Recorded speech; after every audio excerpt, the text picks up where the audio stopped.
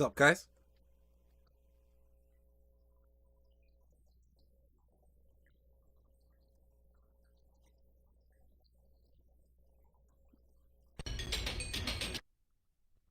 In.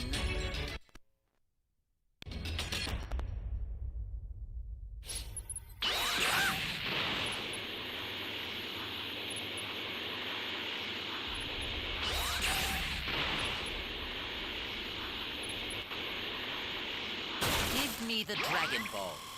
I don't have any. If you don't have them, then I have no need What's up, for Kenny?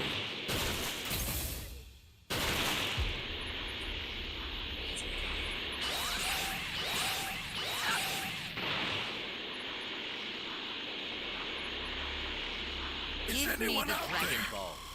You won't get your wish. You have my thanks.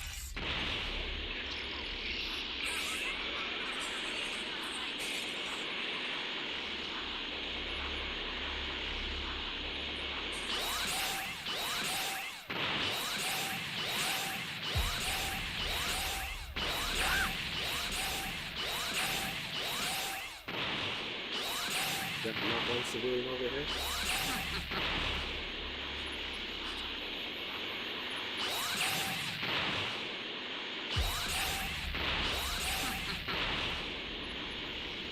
What is Give me this? the Dragon Balls. I have none. I'm gonna use my radar.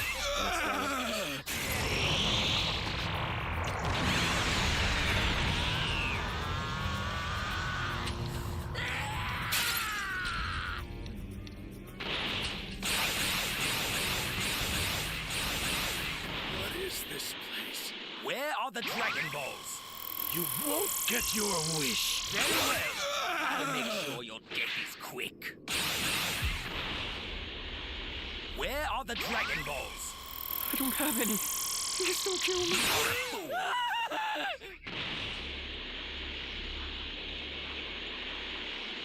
Where are the Dragon Balls? Sorry, you got the wrong guy. Whole bunch of civilians over here.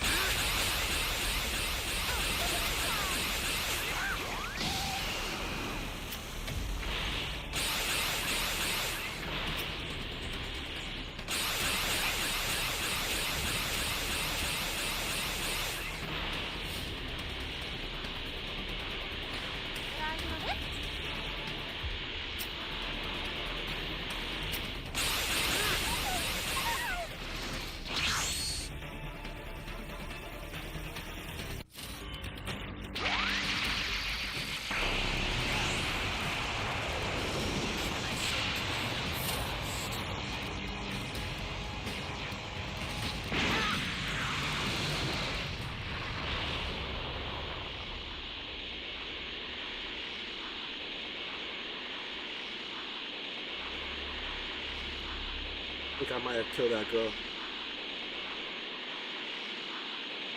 Hello over here.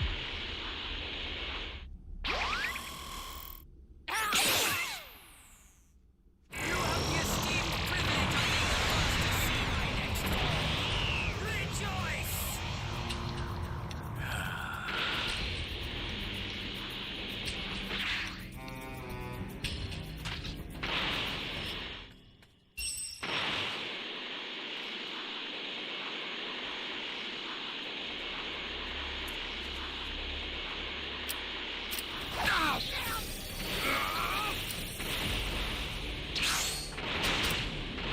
After him!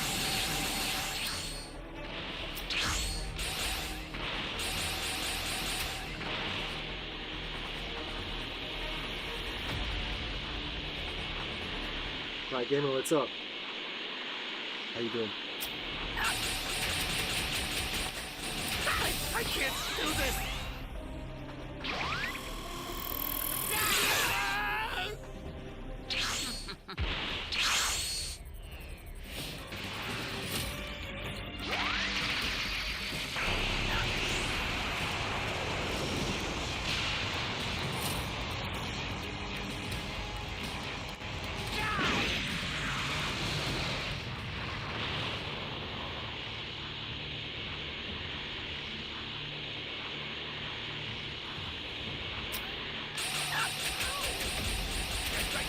choice!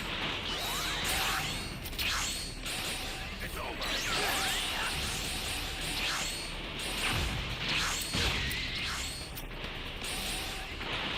Dragon Ball.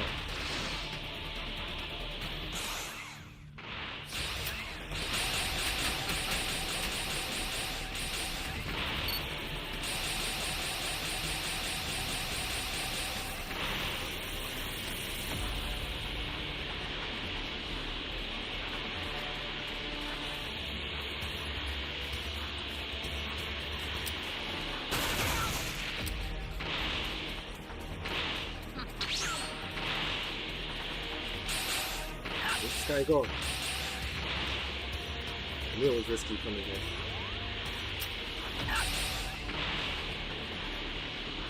I'm gonna chase him. I gotta get to the time machine.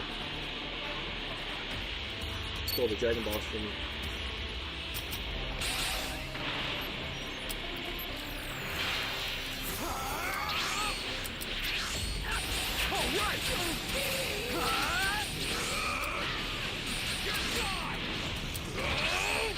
You're gone!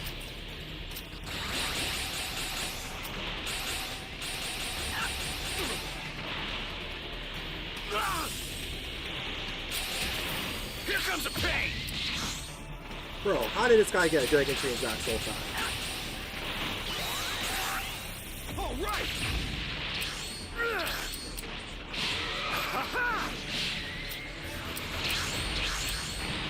I just missed that.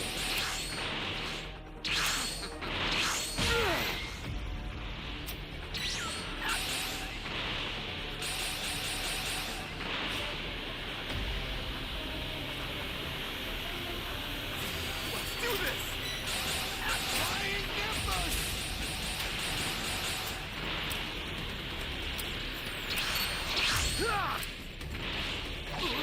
This is it! After image!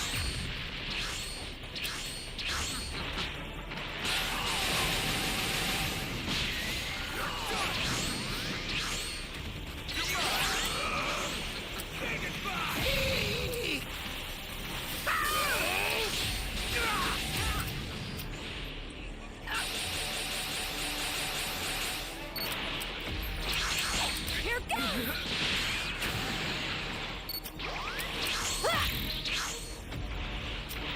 These guys have infinite Dragon Changes.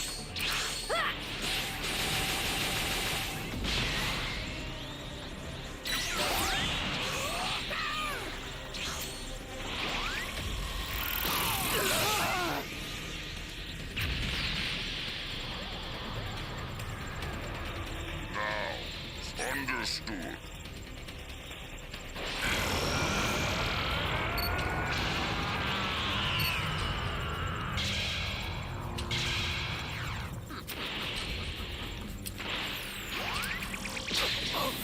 It's over! You're done!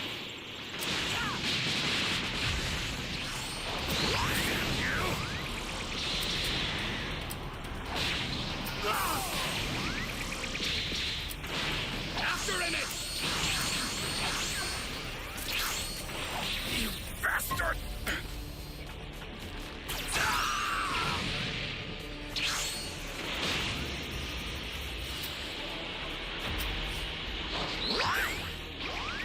No escape.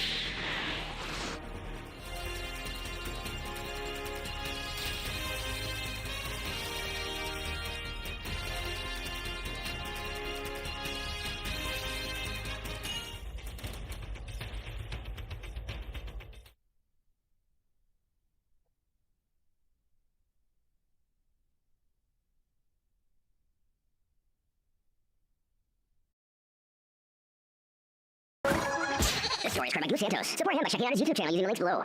After escaping from the Galactic Patrol prison, the terrible magician known as Moro, Devourer of Worlds, became a great threat to our 7th universe. However, Goku and his friends managed to defeat the merciless villain, though not without expending great effort. He's returned to our universe as usual, at least for now. On what appears to be a floating palace like Kamu's Lookout. I'm mysterious man hurtles through the air before crashing into the ground. In the process, he loses his grip on some kind of cube. Chasing after him, another person speeds through the hole he made in the ceiling, questioning in a panic. Master Anson, are you hurt? Who tries to pick himself up. While no better for the wear, he states he doesn't have time to be in pain right now. That scumbag will be here soon. If we take a second to look at him, this guy appears like he may be a deity of some sort given the symbols on his clothing, specifically the triangle in the exact spot as the Grand Priest. Though this is very much a loose theory, he could possibly even be an angel himself given the light details of his hair, though it'd be one of the few lacking a halo. Anson's underling shouts that he doesn't know what this evildoer's done, but he's driven all the Guardians mad. They're killing each other out there. It looks like he's been planning this for a long time now. Sensing whoever they're speaking of approaching, he's on his way here. They can't help but wonder if this monster has already killed all the Guardians. The unnamed warrior tosses the previously mentioned cube to his master and pleads for him to leave now. If he dies, their mission will fail and all of this will be in vain. The only thing he himself can do is offer himself as a sacrifice to avoid this great evil.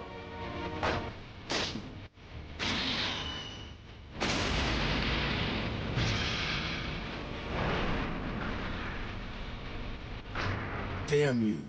You won't get past me!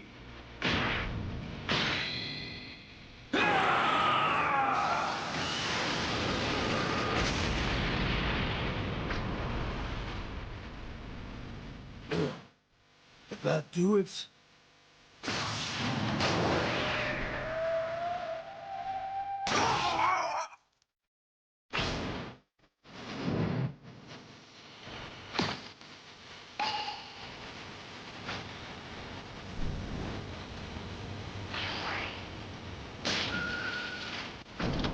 Anson uses his key to trigger some kind of object. He figures if he can get this door closed, his pursuer won't be able to get in. The object in question must be some kind of lock that the beings in this realm use to compensate for their immense power. And no matter how strong his foe is, he won't be able to break through.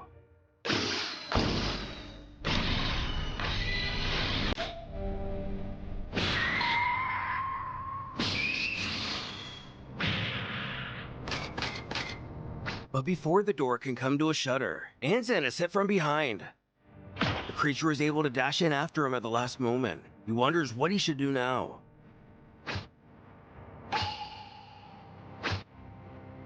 And spotting a bigger cube, he knows that to renew the energy of the ceiling box, he needs to insert the battery box. Unfortunately, he notices that it looks like someone will be trying to stop him from doing this. Powering up, he wanted to avoid a fight, but he has no other choice but to attack head-on. This is going to cost him dearly, and he'll probably get seriously hurt. Though no matter what happens to himself, he just needs to insert the battery into that casing. That's all. Then every universe will be safe for a few more million years. It is his duty as head of the Celestial Guardians, the divine protectors of the multiverse. I got him!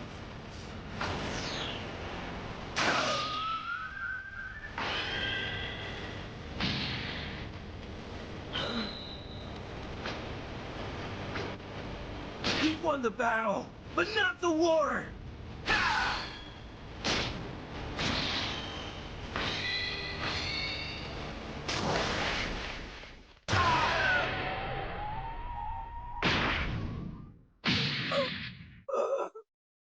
As Anson is struck down in the most brutal way imaginable, the light fades from his eyes as he mutters, "This can't be. They must not."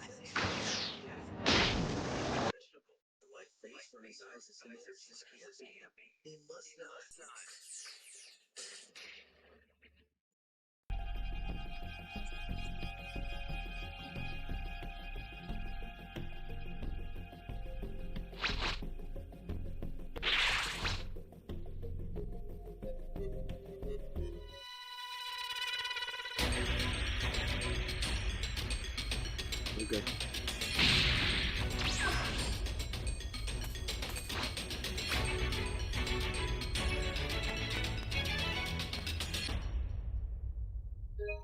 Can you hear Trunks.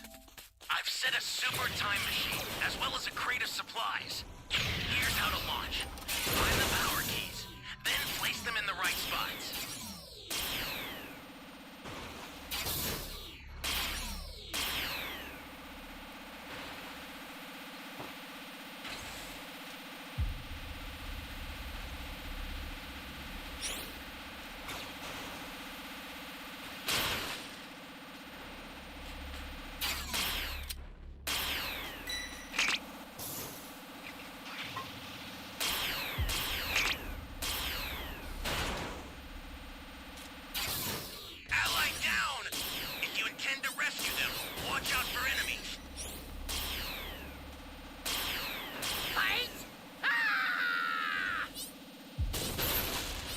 Oh, that's not good.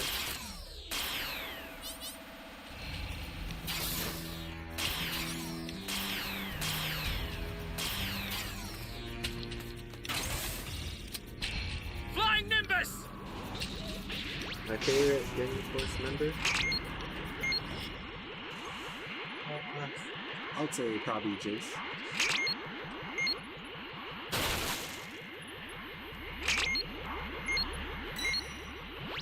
You found a power key. Go slot it. Find this key real quick. Save Terrence. This is bad. Somebody's down. Exercise extreme caution if you're going to help them.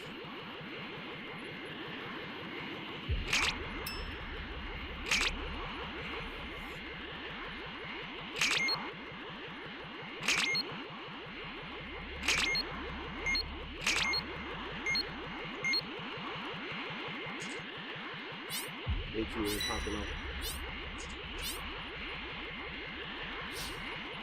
Yeah, Jace is pretty cool.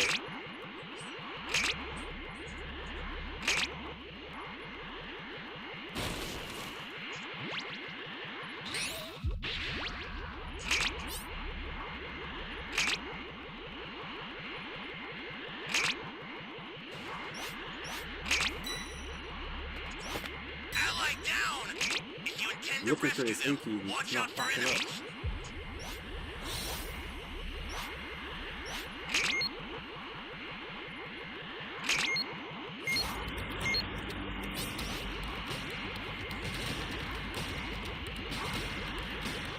He's broken.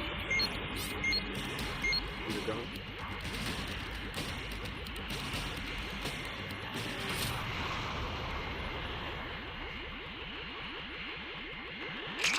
Where am I?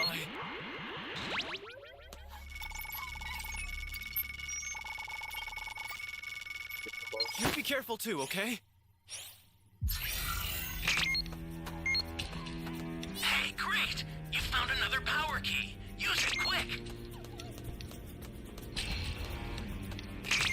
Great! You know what to do with that key. Got you, man.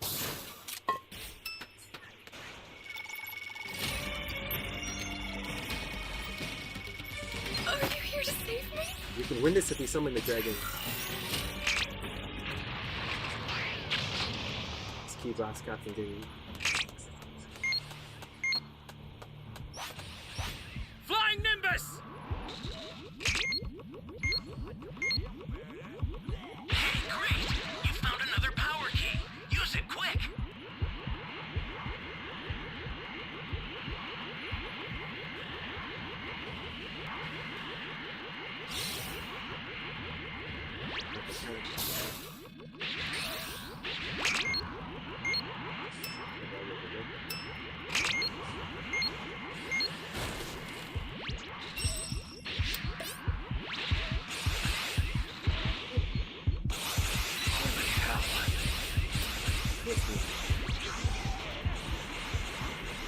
Oh man.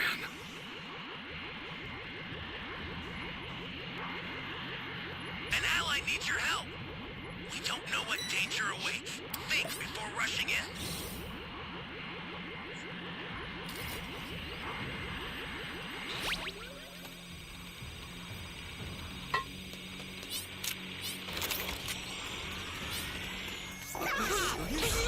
We got busted.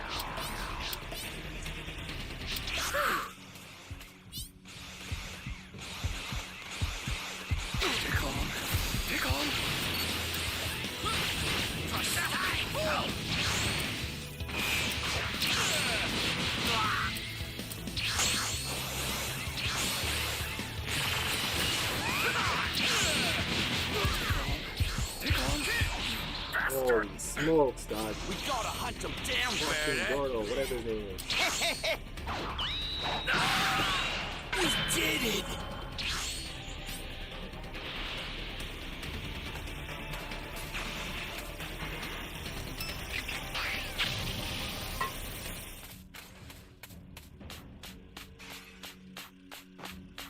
I don't know, man. This guy's annoying.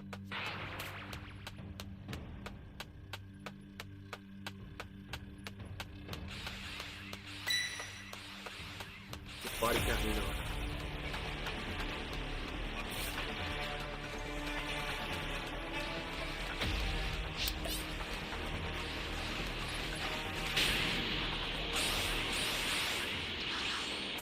Give me a break. They're close. You alright? I owe you one.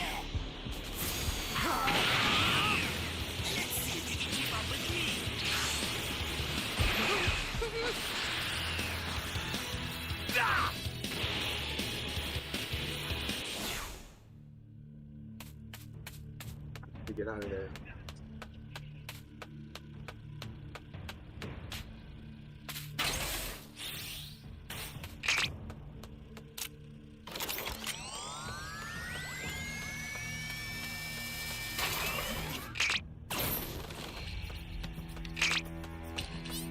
Okay, so this is good and bad because he's at level 4, so we can kill his level 4. He's summoned properly.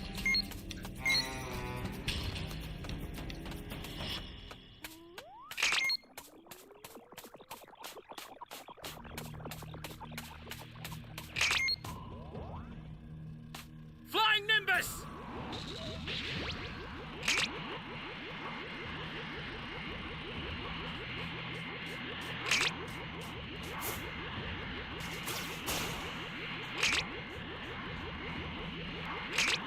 I don't know if he has that last ball. I had one Dragon Ball. He picked up for me.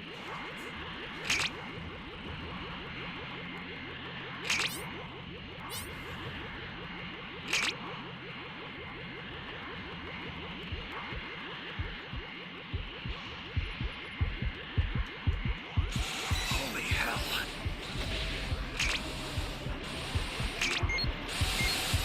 That's a ball. I don't know. Ally down! If you intend to rescue them, watch out for enemies. That's on level 3.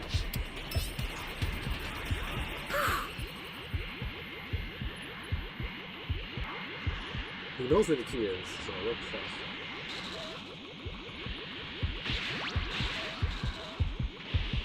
Here's a crash course in Ginyu 101!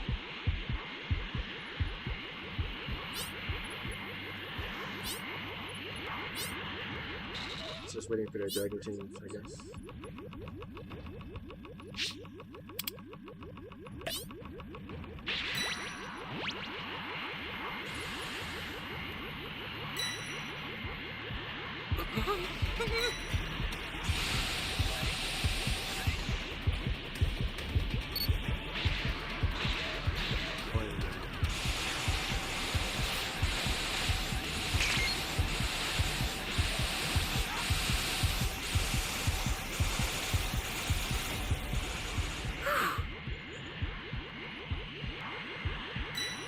Stay calm. Stay calm. The startup system for the super time machine is Someone ready. got it. Head there now. This is bad. Somebody's down. Oh, man. Exercise extreme caution if you're going to help them.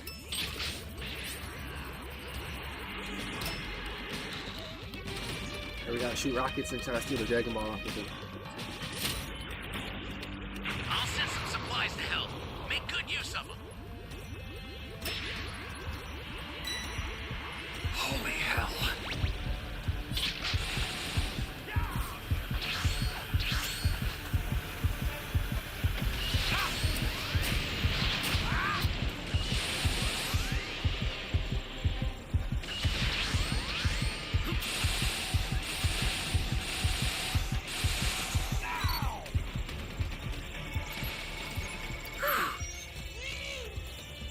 Ally down! If you intend to rescue them, watch out for enemies.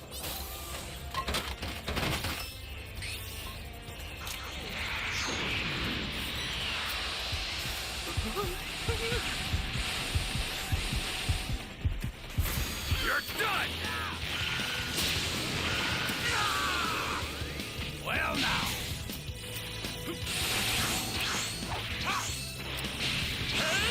Fine team, fuck!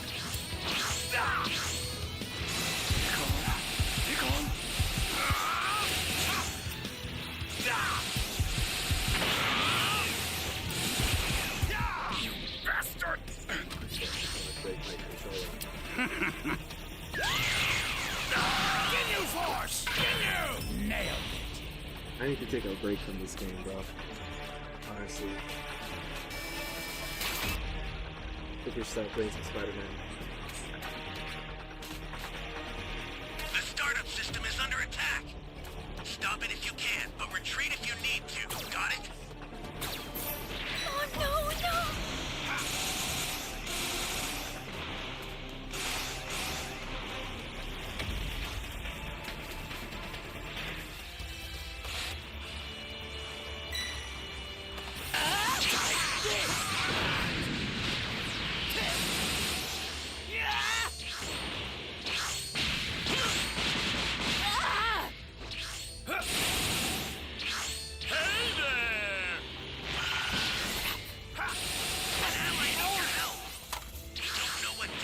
Think before running in. Nailed it.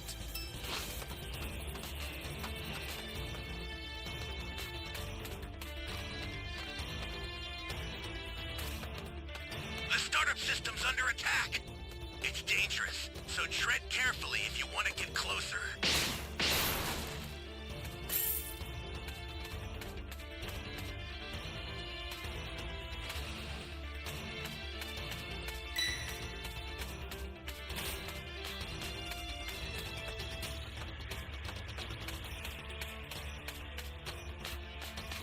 This is bad. Somebody's down. Exercise extreme caution if you're going to help them.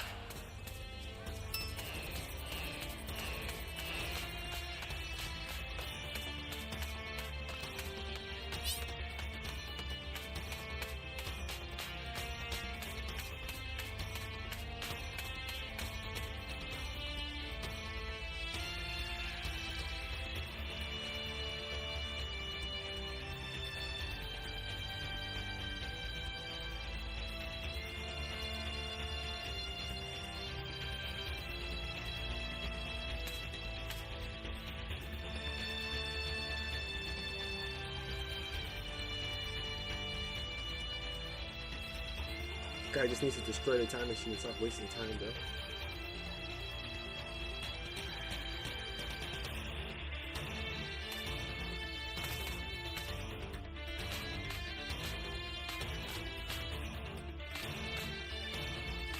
Oh, if I'm not mistaken, that's one of the Dragon Balls, isn't it? The startup system's destroyed. The escape time machine's almost prepped.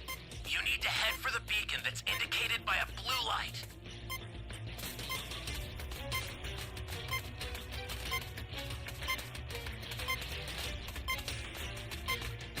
Oh, if I'm not mistaken, that's one of the Dragon Balls, isn't it?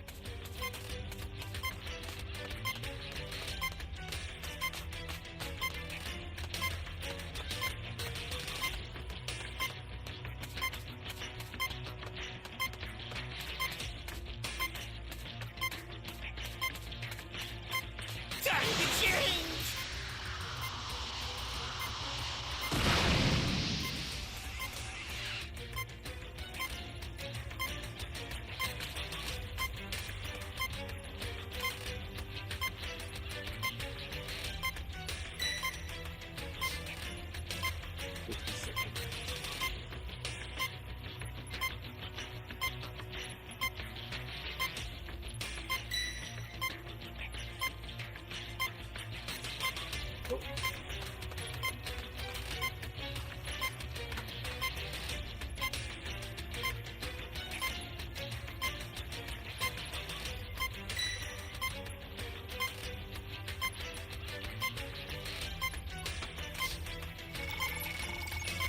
I've sent the escape time machine. Use it to get out of there.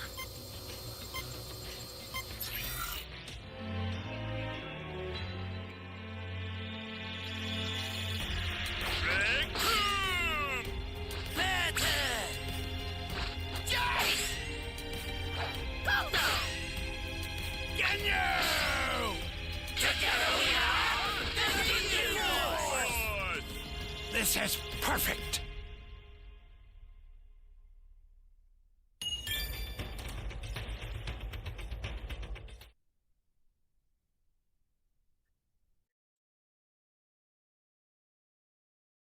The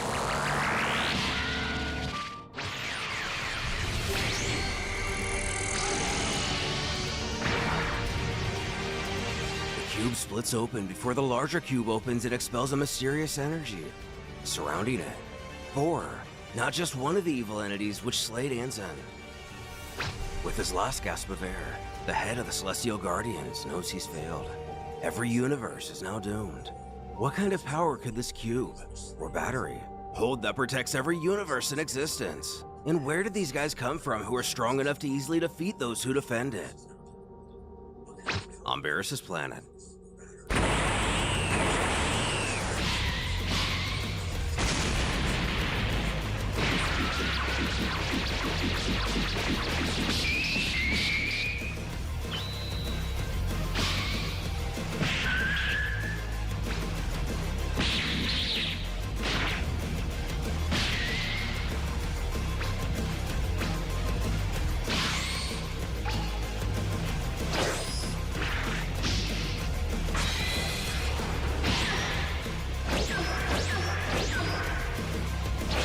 Goku and Vegeta continue with their never-ending training. With a sly smirk, Vegeta questions his rival what's the matter. Can he not handle him anymore?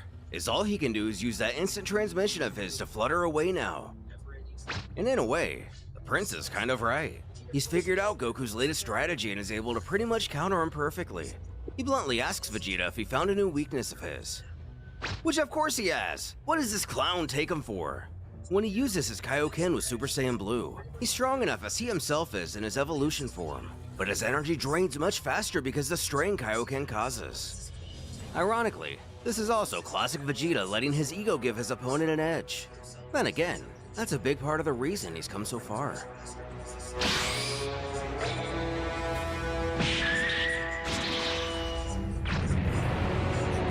Launching Goku across the world. Whis makes a striking comment about the spar. Vegeta seems to be quickly mastering Super Saiyan Blue, and much easier than Goku. Getting a ring from his staff. The Grand Priest contacts him. Clearly an unexpected and potentially extreme circumstance. He inquires of his father what has provoked this most unanticipated communication. He explains he's calling for a meeting of all angels and gods. Whis must come to the Grand Palace immediately. Also, he needs to fetch those mortals, Son Goku and Vegeta, for this conference. But Goku and Vegeta, could he possibly tell him exactly what this meeting is about? As straightforward as ever, he declares it regards a termination announcement. While we ourselves can only speculate what that means for now, Whis appears quite concerned. Get over here, Kakarot! Come get some more!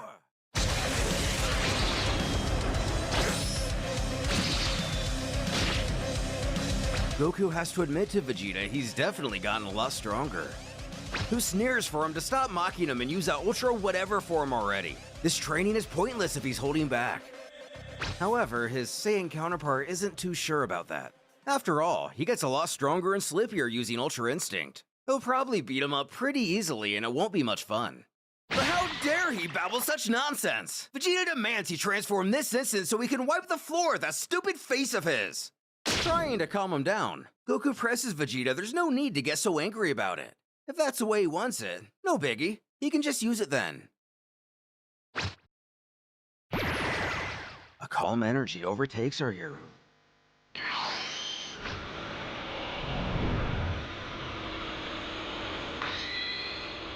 He informs his rival this is it. This is his max power.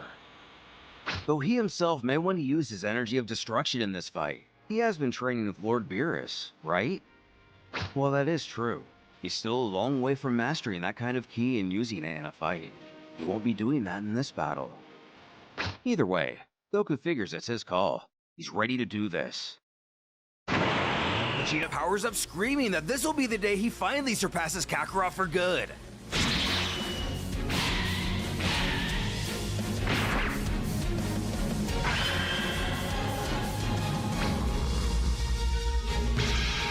but that day may have to wait regardless of where either warrior stands. Waking up Beerus, the god screams to know what this racket is. Could those two fools really be fighting here again? This ends right now! Trying to scope the pair of them out. If those Saiyans want to fight, he'll give them a fight.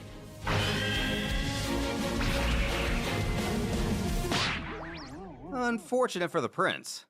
It appears the farmer does what he does best in planting a vegetable. Just as he predicted. Given that one's current state, the destroyer figures he'll leave him for later. Looking up. Face to face.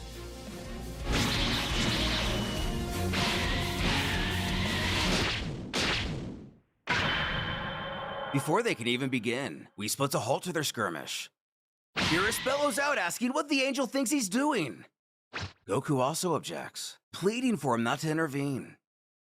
He apologizes to them both, but they must all leave immediately. They have been summoned to a meeting between gods and angels. The presence of Mr. Goku and Mr. Vegeta will also be required. The Destroyer especially takes note of that last part, questioning what this meeting's about.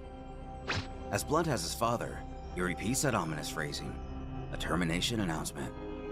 Shocking the god even more than the angel. Goku finally has to ask what we've been wondering and what a termination announcement is, though mildly and incorrectly wording it as a termination meeting, and why have he and Vegeta been called? Whis explains it's a very rare type of conference. It serves as an announcement of the dismissal of a god of destruction and the appointal of a new one. Meaning, a Hakaishin will be removed from his or her position, and if he and Mr. Vegeta are being asked to attend, it's very likely one of them will be asked to become the new god of destruction of the deferring universe. With this so-called termination announcement underway, does this mean the Anzen character is not an angel, but a Yo, what's up, T? destroyer? And How you just doing? how will Goku and Vegeta fit into the plans of the Grand Priest, if at all? We're just here waiting for the next match to start. At Zeno's palace. All of the destroyers, angels, and Kaioshin humbly kneel in the presence of the Omni King. And then there's Goku. Of course, the Deitist duo couldn't care less about the lack of formality, and are simply happy to see him, greeting him simultaneously with only a millisecond delay between their voices. They tell him that he's arrived just in time. The Saiyan responds with a, "Yo, Zennies, how have you been?" Causing everyone around to shoot a gaze of death at our hero. As you can almost feel their stares, Goku begins to think that all these other guys might be a little upset with them. And between starting the Tournament of Power and now this, of course they're mad, especially at Goku and Beerus. So he'd better just shut his mouth and try not to make things worse. What Vegeta may be referring to, and from what we learn in Chapter 28 of Dragon Ball Super, a long time ago, Beerus ruined a multi-universal hide-and-seek tournament by falling asleep. Thank you so much Since for he the was unable to be 199 found legend. and unable to Tiger respond to T, the a Omni little King's inspiration for the commands, next match. the entire You thing done had know to you be put a smile on canceled. my face. This Thank you sent so much Zeno for into the such a support, homie. fury that all of existence could have been erased. So the other gods have held a grudge against Beerus ever since. Anyway, Beerus scowls at both of these fools to shut it. This is no time to talk. And Goku better get down on one knee this instant before he forces him to. The Dakaishin calls for the conference to begin, requesting only the candidates and their mentors to remain center stage.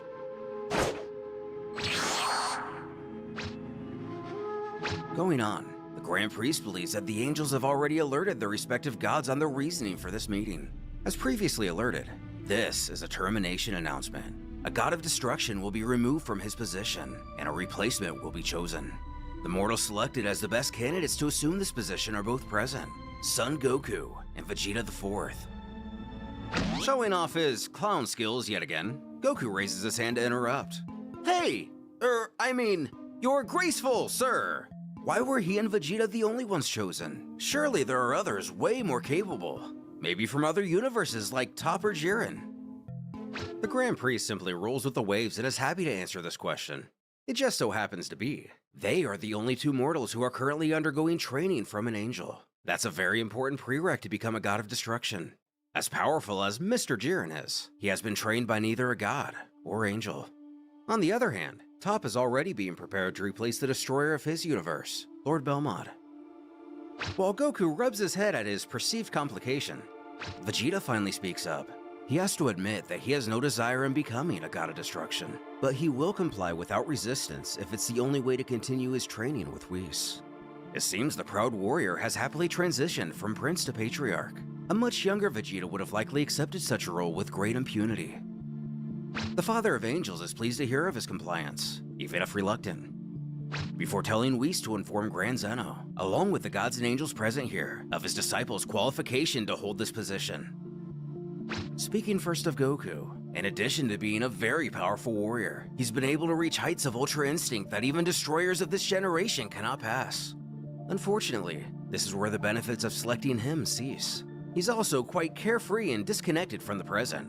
While he is kind, his generosity often borders the line of stupidity. Fresh out of the oven, Goku takes exception to that last part. He doesn't have to be so harsh about it. Whis continues on with his assessment. While Vegeta doesn't have the ability to tap into Ultra Instinct, recently he's been training to master the Hakai. His progress seems very promising. He too is a Guys, very found a powerful match? warrior. Should start in Unlike 2 Goku, minutes. He acts with seriousness. He possesses the ferocity and ruthlessness necessary to carry out the work of a destroyer, causing the prince to smirk at his rival and quip, "Hear that, Kakarot? I'm better than you." The Grand Priest announces that based on the information given by Whis, who is the master of candidates, all of the gods of destruction and angels will cast their vote. After that, Zeno will make the final decision on who will become the newest god of destruction. Got a match with Terrence. The angels and destroyers held a secret vote on who would be chosen to become the newest god. After some time, the Dakaishin became aware of the outcome, as all 12 gods and 12 angels have made their decision. With a unanimous result of 24 votes to 0 votes, Mr. Vegeta is to become the newest destroyer. Though not ultimately desired, he can't help but take pride in beating Goku in anything, who feels twice baked after getting completely shut out. It's not like he actually wanted to be the next god of destruction, but he also didn't want to lose like this. The Grand Priest tells Zeno, as recommended by all the destroyers and angels, including Whis himself, the master of both candidates, that the best choice to assume the position of God of Destruction is Mr. Vegeta.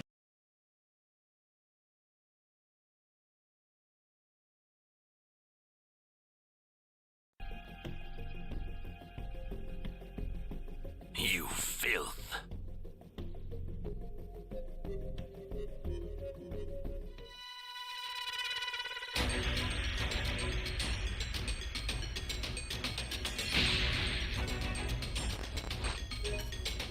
Alright, let's try to get this W.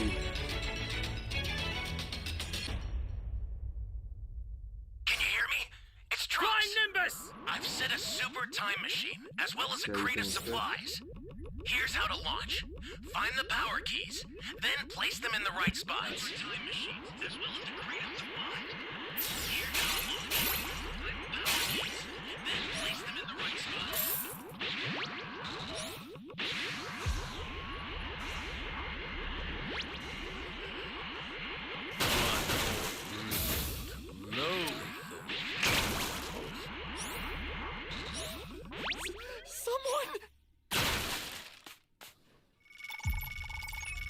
We're gonna try to key rush him. You have my thanks.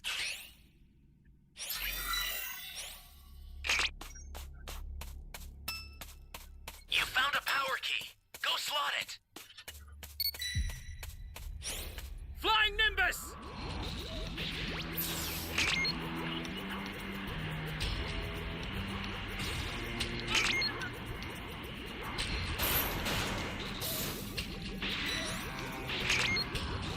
Hey, great! You found another power key. Use it quick. Let's see if I can find this key real quick.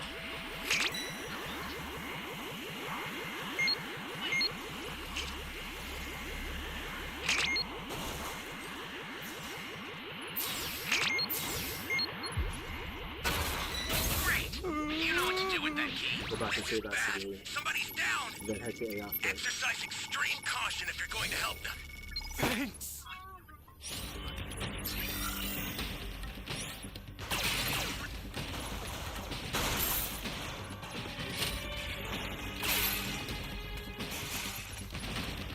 Looks like he, you know.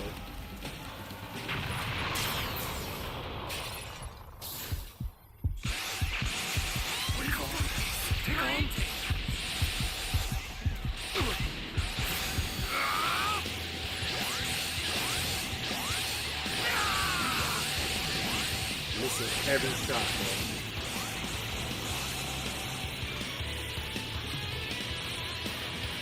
An ally needs your help. You don't know what danger awaits. Think before rushing in.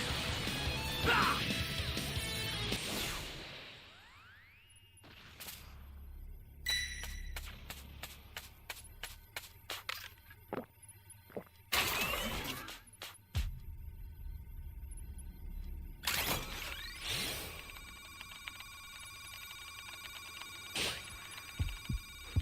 Stay calm. Stay calm.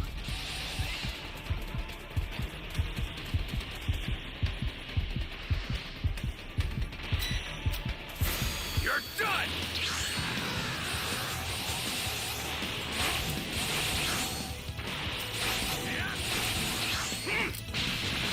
Stay calm.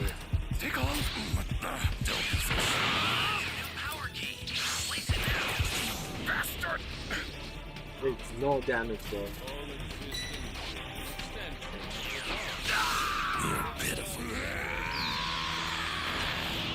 Damn. I don't know what's going on, man. Not getting my level What do you 2 think of attack. this color? Is it not beautiful?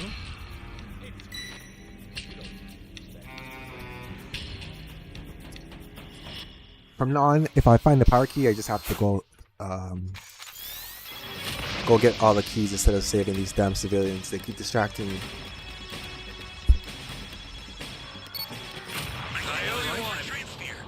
Use it to hold the enemy back. Flying Nimbus! Change!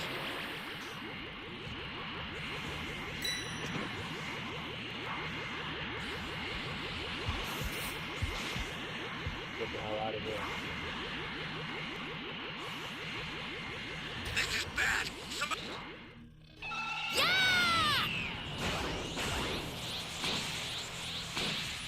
Somebody's down. Exercise extreme caution if you're going to help them. Soon the world I've been dreaming of for so long will be made manifest. Why is this DP here, bro? Why couldn't it be like over here or over there? Great. It just has You know to what be to right do with here, that man. key. Let me find this AP. Fuck it.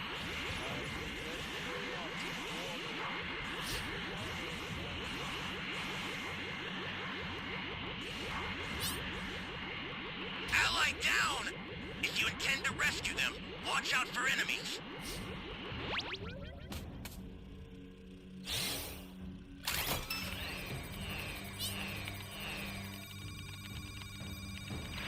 Nice, not a good night, but.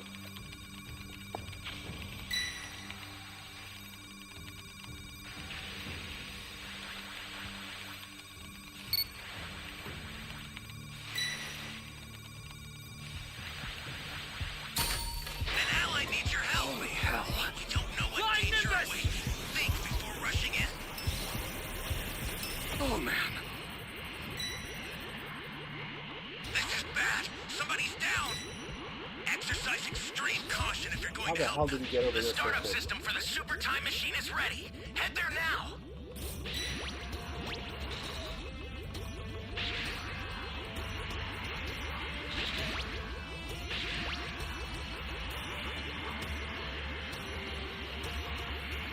Welcome. The startup system's under attack.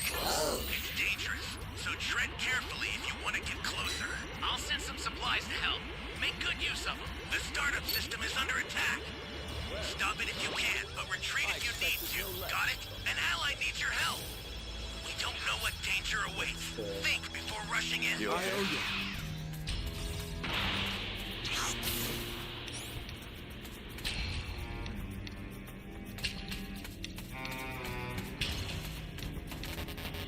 Flying Nimbus!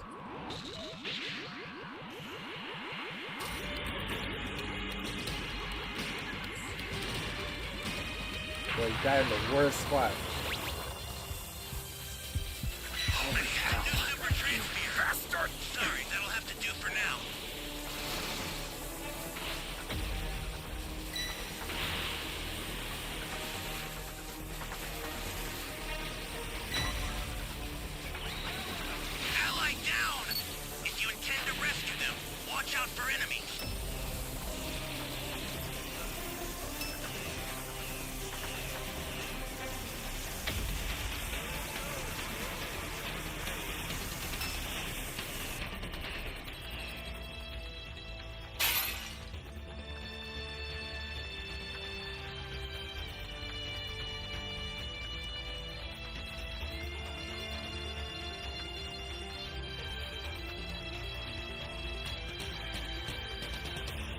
This is Dragon Ball: The Breakers.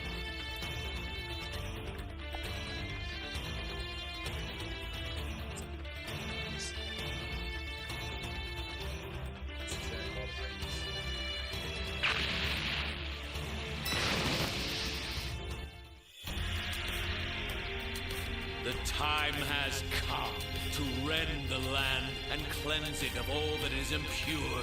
So begins the Jubilee, heralding the arrival of a divine new world.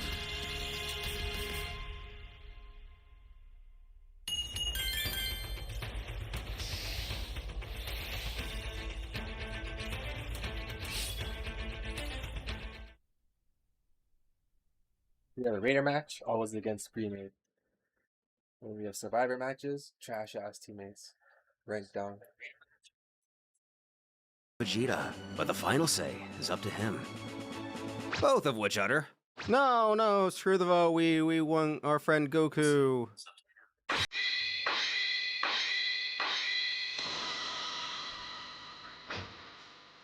The Saiyan himself mutters that he doesn't think he would make a very good god of destruction. He doesn't really like killing people or destroying things. The Shinkan assures that the title itself may not suggest it, but being a destroyer entails much more than simply destroying. With time, he'll see. Well, Vegeta's ego can't keep himself from saying what needs to be said. None of this makes any sense. What does Kakarot have that he doesn't? He was only chosen because he's friends with Lord Zeno. But stopping him before the room fills with the racy smell of rubber, Beerus warns that if the Saiyan values his existence, he won't dare finish that sentence. Goku sighs, figuring he doesn't really have much of a choice himself in this, does he? But what universe will he be sent off to? Surely this isn't to take over for Beerus or something. And that brings them all to the next point of today's meeting. Of the 12 destroyers, only 4 of them have done a satisfactory job. This includes Jin of the 12th universe, Liquor of the 8th universe, Arak of the 5th universe, and Yuan of the 1st universe. All other gods, suffice to say, have been very negligent in their duties. As a result of their incompetence, 8 universes have undergone a great deal of decay. Some even disobeyed divine law and acted on their own without permission. After long reflection, it's been decided that the God of Destruction who will be expelled from his post will be the destroyer of the 6th universe, Champa.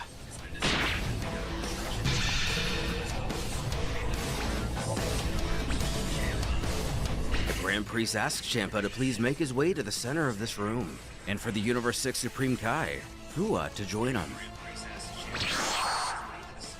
In addition to their universe presenting a very low mortal level and demonstrating clear disregard for the functions which surround the title, the Lord in question left his territory and crossed over into the 7th universe without permission, merely for a selfish attempt to gather the Super Dragon Balls.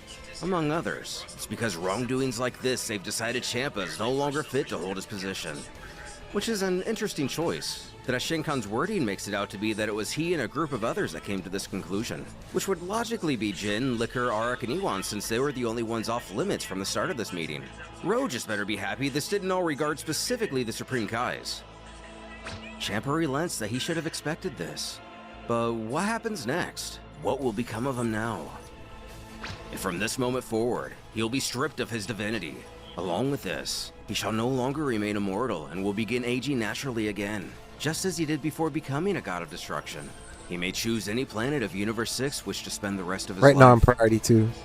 So anywhere from priority 4 to priority 6. On the planet known as Earth. So maybe 3 more matches. Ironic, seeing how the Super Dragon Balls got him in this situation to begin with, and the only reason his universe contains an Earth now is because of him. Fua interjects that he tried to convince him to act diligently, but he simply would never listen, even after explaining to him that this would likely be the outcome of his behavior. That's when Fua himself is addressed, as his life is linked to that of his respective god of destruction. With the loss of Champa's divinity, Fua himself will immediately perish. After, he'll be sent to the supreme planet of his universe to carry on as a deceased deity. Who also takes the bad news relatively well. If this is his fate, so be it. In all reality, it could be worse. Turning to Zeno, the Grand Priest beckons if he wishes to now proceed with the termination.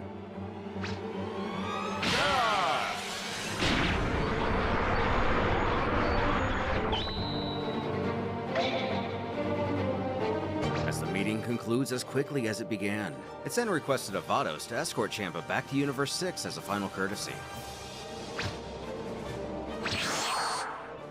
Approaching him, she decides to ham it up one last time and sobs. Oh, Lord Champa, this'll be our last trip together. How the sorrow overwhelms me. Causing Champa to scream for her to keep her lame performances to herself.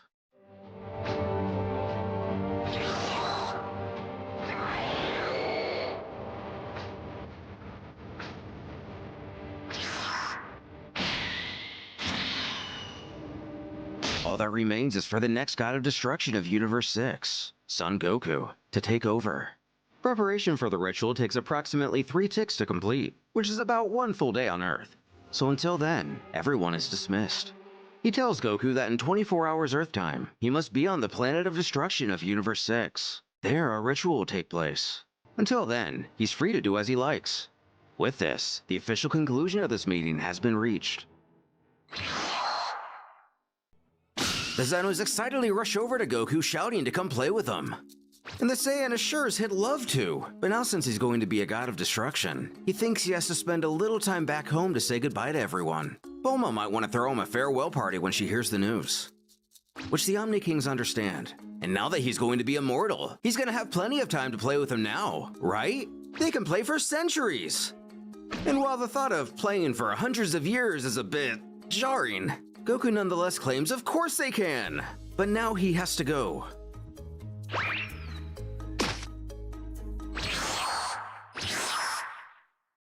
At Capsule Corp.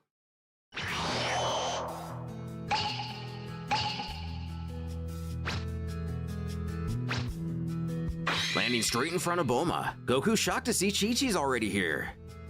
The scientist is a bit confused by their arrival. They weren't even gone a week this time. And Beerus and the Supreme Kai are here too? Don't tell her the Earth is in danger again. Beerus smiles to inform that they have only come along to join in on Goku's going away party. Surely there'll be lots to eat. But a going away party? Going away to where? Chi-Chi's husband tries to break the news the best he can, but as blunt as he is, he explains that he's been chosen to become the next god of destruction, so he has to go to another universe.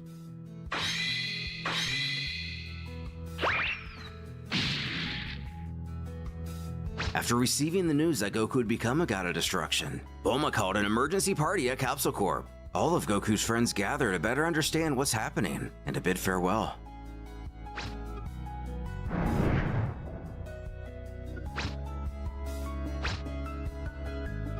As the day winds down,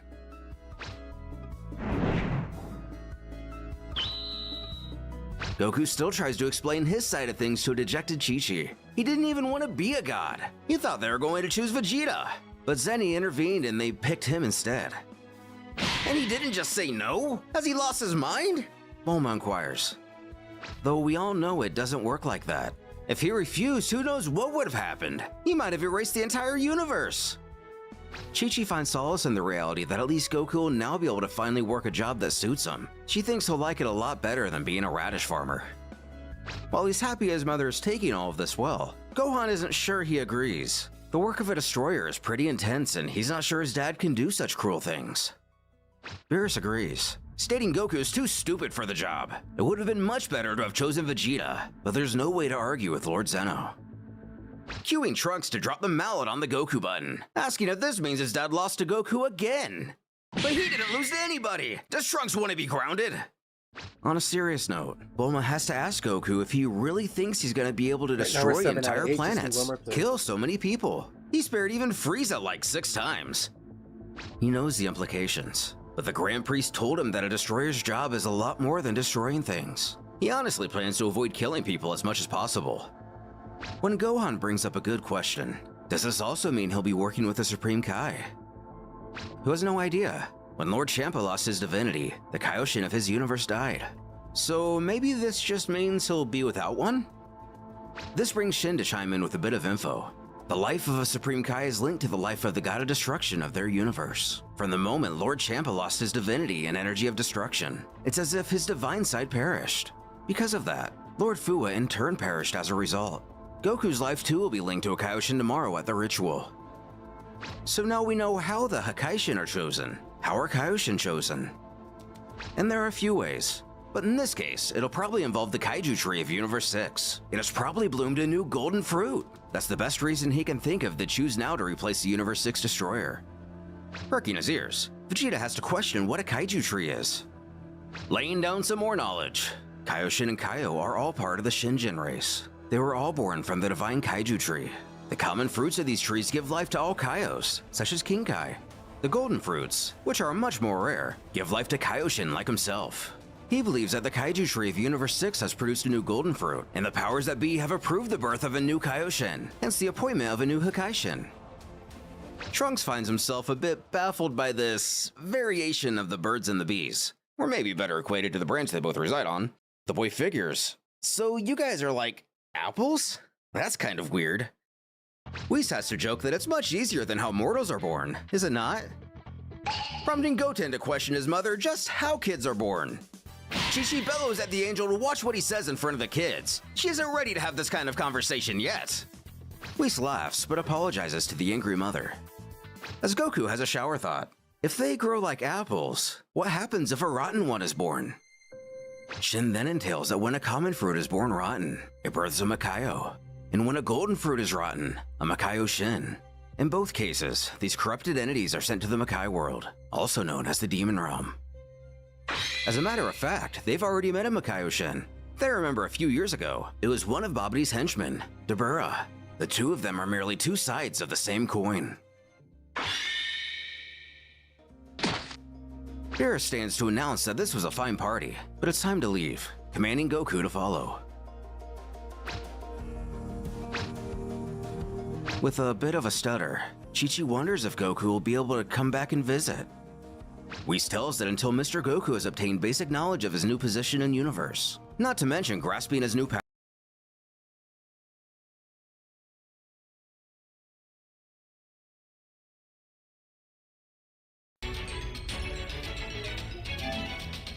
Flying Nimbus! I've set a super time machine, as well as a crate of supplies. Here's how to launch. Find the power keys, then place them in the right spots.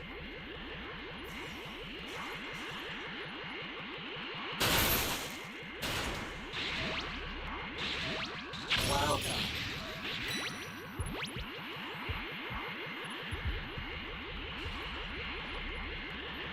You found a power key. Go slot it.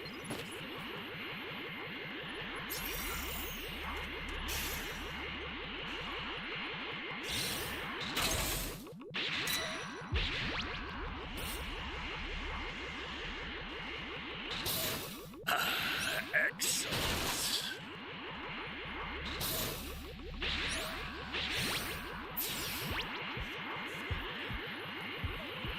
Well,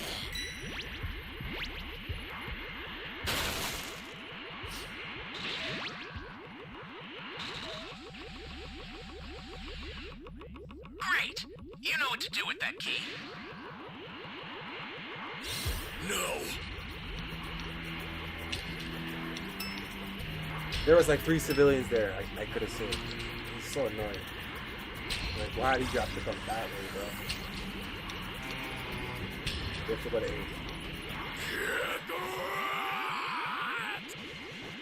Stop to get my dragon chain.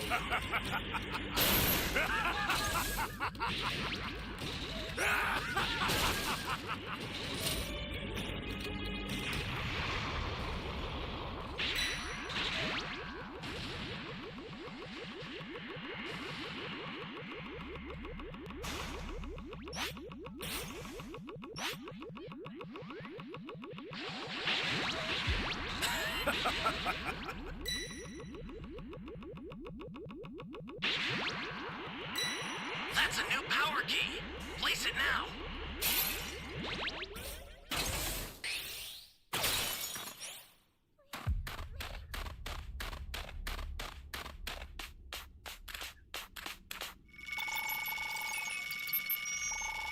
Thank you very much.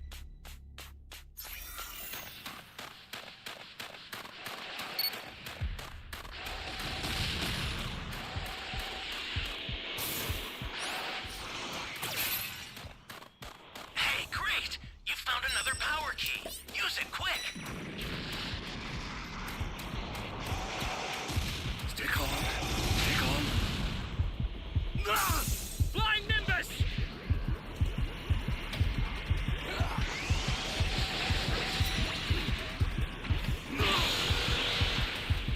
You bastard!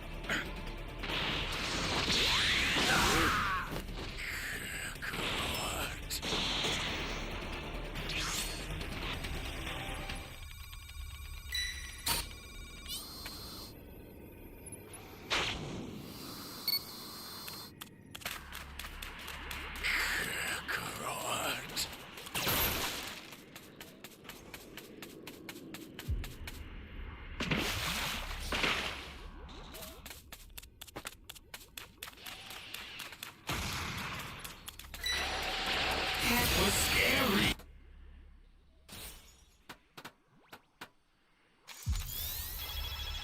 At least he's gonna steal the Dragon Ball. Ally down! If you intend to rescue them, watch out for enemies. Hey, everyone!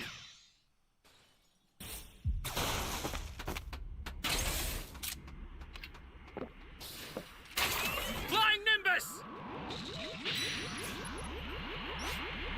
This is bad. Somebody's down.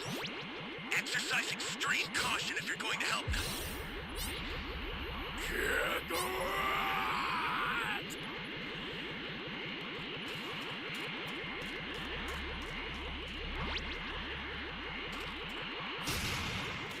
Fuck, this guy is so annoying, man.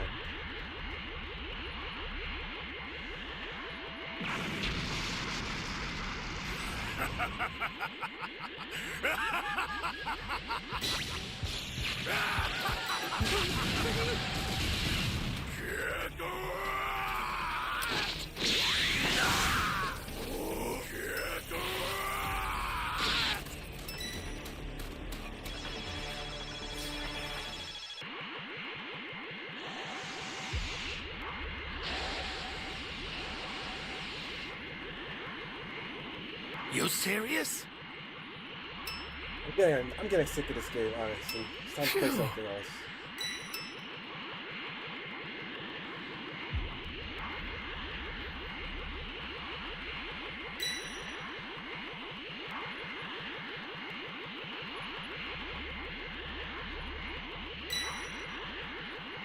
Ally down!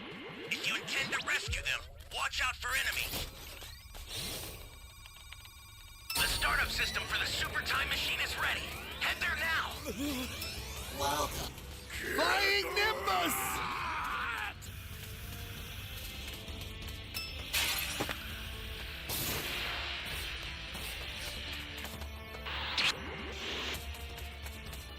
The startup system is under attack. Stop it if you can, but retreat if you need to. Got it? Thought he had all the Dragon Ball. Flying Nimbus! Welcome. Thank you.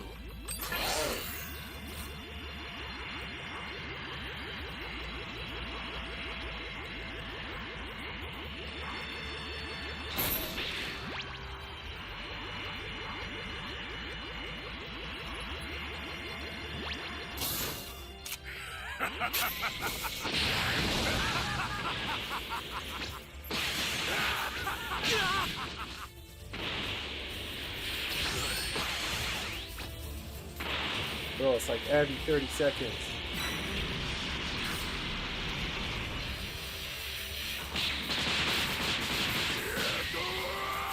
All right. You've got all 7 Dragon Balls. Summon Shenron at the altar. This is bad. Somebody's down. Exercise extreme caution if you're going to help them. I'll send some supplies to help. Better use them.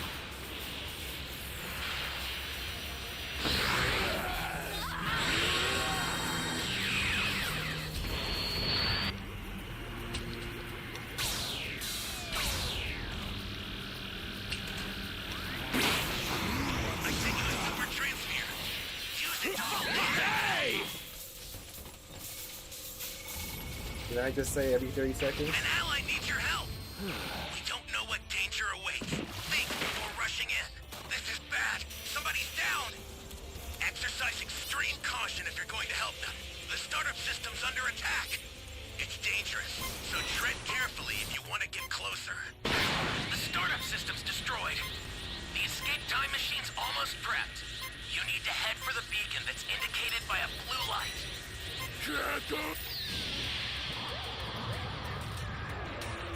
Now, consider it done. Let's go! How nice! Another bug for me to squash. I've sent the escape time machine. Use it to get out of there. Trash roll. The escape time machine is back.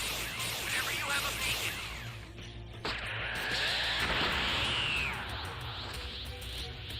You can call it again.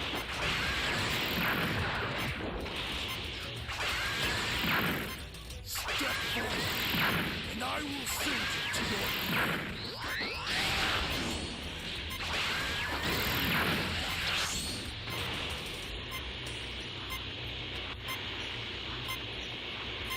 Just these two left.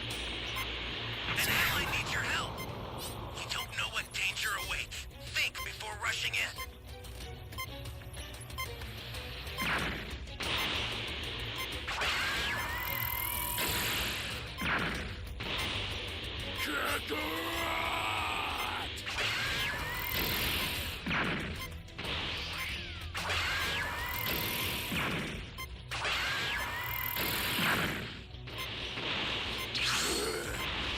That's it!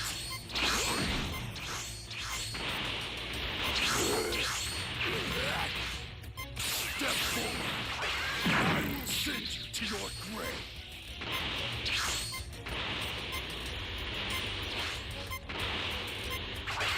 Trash will always be trash. What was that? Impossible! There's your leg.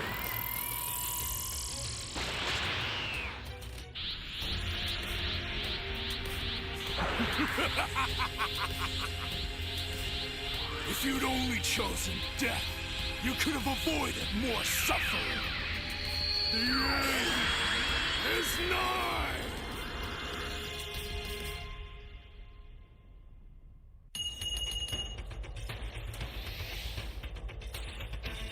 Bro, we're going down in rankings. Not good. Powers, he probably won't be able to return here.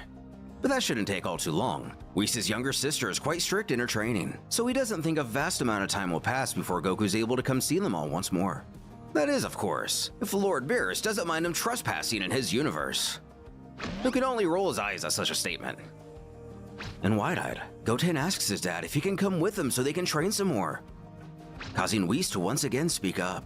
Unfortunately, that will not be possible. Mortals from one universe cannot spend an extended period in another universe. Though under extreme circumstances, exceptions have been allowed in the past.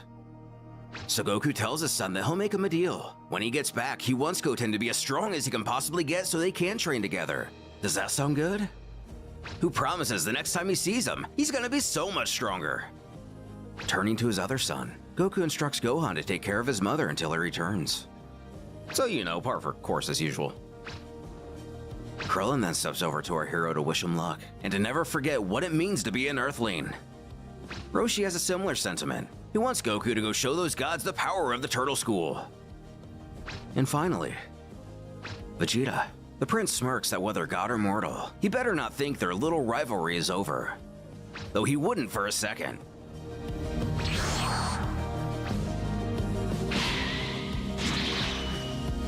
As Goku blasts off to his newest adventure, Bulma too wishes him luck.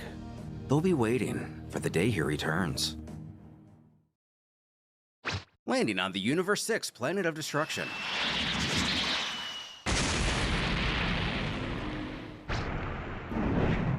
Goku takes a quick look around to find this place looks exactly like Beerus' planet, who briefly explains to him that all planets of destruction are the same. Vados wastes no time in greeting the gang, welcoming them all, especially Mr. Goku, or should she say Lord Goku now. Coyote Beerus requests they skip the formalities. The biggest thing on his mind is scouring the fridge to see what kind of food his brother happened to leave behind. which sounds great to Goku as well, exclaiming he's starving. But didn't he just eat a ton while they were back on Earth? It seems Shin still has a bit to understand about the Saiyan. If there is food, you will eat it. Vados offers her apologies, but there will be no time to eat. The ritual is set to begin very soon. Something Goku wasn't expecting at all. Has it really been 24 hours already? Since nothing else can be done, Whis ushers the group off to the location. Making their way through a gigantic stairwell, our hero begins to grimace at something. Sensing his discomfort, the angel decides to inquire what it is that bothers him, stating he appears upset. And he just thinks this place is kinda depressing. He doesn't want to live here. Vados chimes in to say that there's no need to be put off by his surroundings. Once he becomes a god, he will have the entire universe to get to know. There will be countless planets he can visit for extended periods. He'll also have many tasks to fulfill. Champa left behind a lot of accumulated work. In addition, he'll also have to undergo a very special training. And innuendo aside, that's something Goku likes the sound of.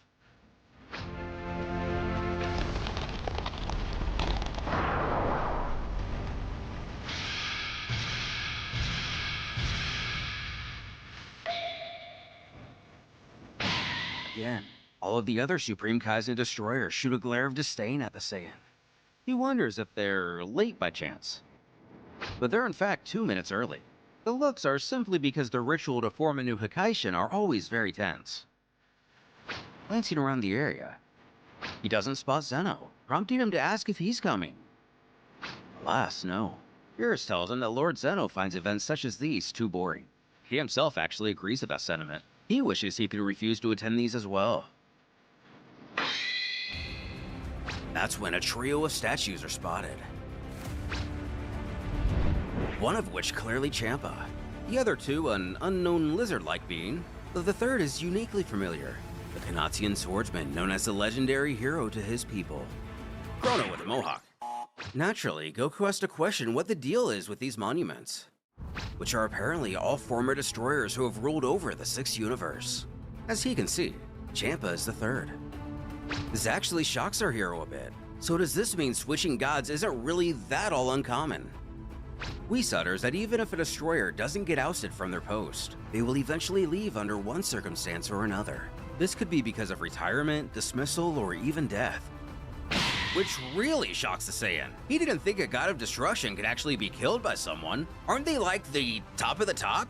Who could possibly stand a chance? Beerus smirks. There are many powerful beings into what they refer to as existence. They gods of destruction may be very high on the power scale, but they are still far from the top. Once they begin his training in earnest, Otto will inform him of the story of existence and the mechanisms behind it. For now, all he needs to know is there are currently 3 generations of destroyers, making him the first deity of the 4th generation. In this, he kind of thinks he understands. He heard that Toph was being trained to become the Hakaishin of Universe 11, and he has a hunch that Whis was preparing either him or Vegeta to be the one of Universe 7. That means they were probably thinking about who'd be the best to replace the god here for a long time now. Which, for the most part, is correct by Beerus, sneering that it looks like the idiot has actually figured out something for a change. But the process of transitioning generations is a slow one. It can take several millennia until all 12 universes complete the switch. The difference between the tenure of one Hakaishin to another can take up to millions of years. Meaning, for at least the 12 remaining universes, excluding the 6 that are erased, there are likely 2 former Kaioshin and destroyers for each, with the exception of Universe 6, which now has 3 former with the removal of Champa. The Grand Priest calls out to everyone. It is time for the ritual to form a new god of destruction to begin.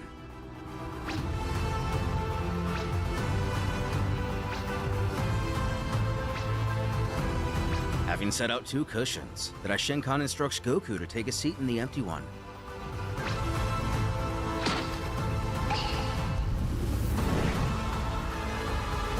On the other, fruit of some kind. Looking at it closely, he asks if those are one of those golden fruits Shin told him about. Surprised at his knowledge, the Father of Angels informs that it is. It will become the new Supreme Kai of Universe 6. Once he's born, from that moment forward, the 2 of their lives will be intertwined. While feeling this whole thing is pretty wild, Goku simply goes along with it. As the Grand Priest announces to Lord Goku he wants him to completely empty his mind. It's absolutely crucial that he does this.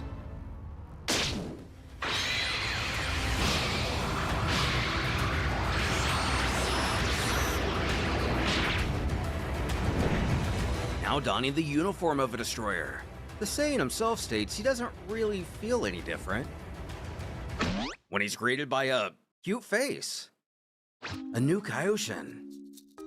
After she greets him, Goku questions when she got here. He didn't even see her. Which tends to happen when one is closing their eyes. Really looking her up and down.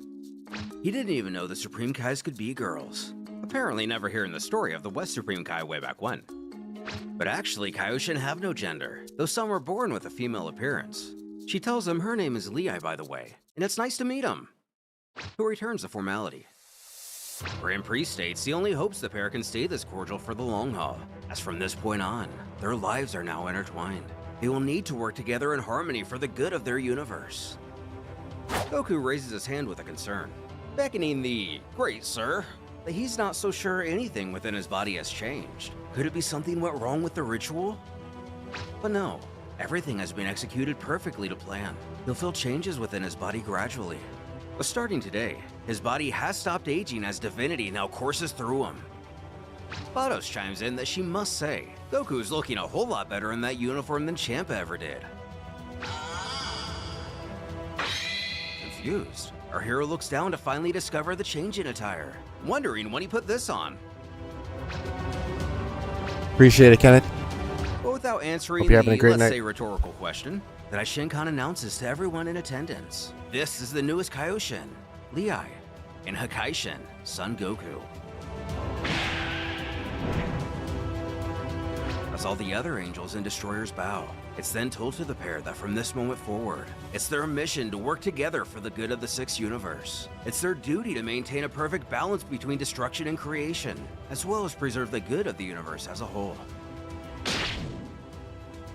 Having said that, the ritual is now over, and everyone is dismissed. Whis turns to the Saiyan to question if he still doesn't feel any different. And now that he mentions it, he is starting to notice a little bit of change. He feels a very strange key inside of him. It seems a bit familiar, but he can't put his finger on it. The angel informs that what he feels is his energy of destruction. Signs are already beginning to arise in his body. But energy of destruction? He means like the Hakai. But not exactly. The Hakai is a specific technique used to destroy. Energy of destruction and the Hakai are aesthetically similar, but the latter is a byproduct of the former. The energy itself is much more simple to learn than the technique. This will become more apparent in time. And Goku hopes so, because right now not a lot of this is making sense to him. But he promises Beerus to put a lot of effort into his training as a god of destruction, and become very strong. When that happens, they can finally have their rematch. Almost giving a compliment, Beerus can't help but comment that the newest destroyer is so wet behind the ears, but he's already finding himself. Before turning to Whis and Shin, stating it's time to go. As they bid him farewell, Goku finds himself genuinely in uncharted territory for the first time in a while. Leaving us to Lei, what about her? Mentioned before, Champa and Fua left a lot to be accomplished in regard to keeping the universe in balance. Of course, more Champa's fault than Fua's. But the both of them have a lot of work in front of them, and will have to prepare as much as possible. Goku must first focus on controlling his new powers. While he does that, Lei will travel to the sacred planet to learn everything required to become a good goddess of creation. Introducing Lord Kiboru. He's been waiting in the wing for the ritual to end. He can escort Lei to the Supreme Planet and teach her all she needs to know. The pair introduce each other, likely leading to a similar relationship as to that of Shin and Kibito. Lei turns to everyone to bid him goodbye. With her departure, Goku looks down at his clothes once again. Does he really have to wear this all the time? He doesn't think he really likes them. Though that attire is only mandatory in formal situations. As long as he's on his own planet, he can wear whatever he wants. Clothes beaming him back to his regular gi. The Saiyan feels much better. With all accounts settled, Vados then asks if he's ready to begin their training. But he barely got any rest because of this whole ritual thing. He kind of stayed up all night to be with Chi-Chi and the others. Does she think he could catch a little nap first? And of course, when would he like to be awoken? Does 35 years sound right? But 35 years? Does this mean he'll have to sleep for several decades like Beerus now? He was only thinking a couple hours. This causes Vados to let out a giggle. She had grown so accustomed to Champa's mannerisms, she forgot not all beings sleep as long as Nekosejans. It seems like things are going to look a lot different around here with Goku at the helm. Back in Universe 7 with Beerus. We spots the Destroyer sitting atop a tiny butte or tree stump, leading him to inquire if all's well. He's been perched in that same spot since they got back several hours ago. Though the cat assures he's simply enjoying the peace and quiet for a change. He hasn't gotten to enjoy the serenity of his planet with those Saiyans always training here. Whis presses the issue, likely getting a bit of joy seeing him wistful. Beerus relents and admits maybe it's a little too quiet without those two mortals here. He must have gotten used to those idiots always causing such a racket. The angel agrees. They surely are quite the characters. Especially Goku, always with that slack-jawed look on his face. Speaking of whom, Beerus is curious how Whis thinks Goku's going to handle this whole God of Destruction thing. He himself admitted he has no desire to destroy and such. Which is quite the intriguing question. He too is curious how he's going to handle the moral conflict such a position demands. One thing he is sure of, he certainly won't remain the same Goku they've come to know, before asking if that is what worries Beerus. Who claims he should know better than that by now? He's only minutely curious. He does not care about his personality. In fact, he thinks he might just take advantage of the silence with a quick nap. Wake him in 1 month and they'll go to Earth to get something to eat. Something which Whis has no resistance to. However, truth is Beerus does care, at least a little more than he initially realized. The next day, after a long rest, Goku begins his training to master his God of Destruction powers. Vados explains that the first step of his training is to access his energy of destruction. There are several levels of refinement for this energy. He'll have to advance through these stages as he gains more experience from using it. From the very beginning, what he needs to do is feel the necessary emotions for destruction. But emotions? Does he access this energy through his feelings? In short, he does. When he's destroying something, it's natural that emotions such as anger will flow within him. And that's easy. He already learned how to control his emotions just from using Super Saiyan. Though it's not that simple. His anger, whether controlled or not, cannot be all over the place. It must have direction. An exclusive desire for pure destruction. He has to rid his mind of any hesitation, retaining only the need to destroy. And now that she mentions it, this sounds pretty familiar to something Vegeta said to him when Beerus was teaching him the Hakai. Vados then tells that the formula may be the same at first, but the result will not be. What a mortal can do is simulate this energy to the point of being able to use the Hakai. If we remember, Goku himself managed this against Zamasu in the manga. But, again, this is merely a technique that comes from the energy itself, and a watered-down one at that. Vegeta's potential of using the Hakai is completely dwarfed by a Destroyer's ability to use the energy of destruction. And given the rivalry, this is just fine by our hero. With that, she wants to see how he does in practice accessing it and directing his emotions. She instructs him to bring out his energy of destruction.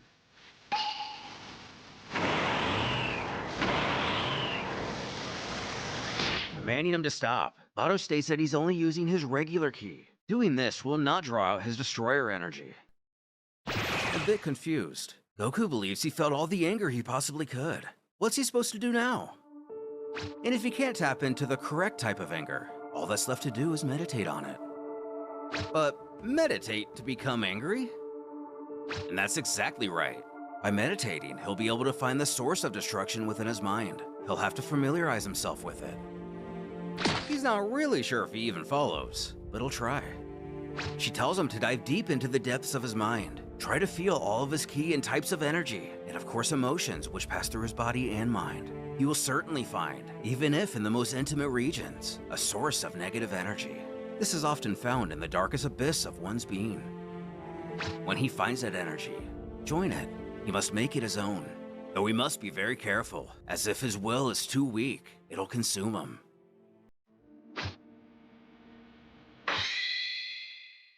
Closing his eyes, Goku finds himself within himself. A dark, mysterious place. Actually, he can't believe somewhere like this exists within him. But wasting no time, he has to find this negative energy. And he thinks he's locked onto it almost instantly. Spotting a swirling orb, that must be it. Gives our heroes chills just getting close to it. Reaching out, he figures here goes nothing.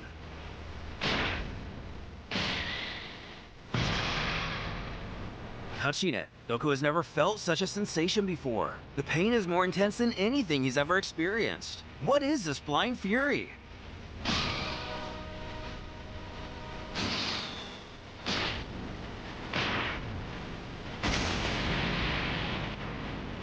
Revisiting the most emotional experiences in his life.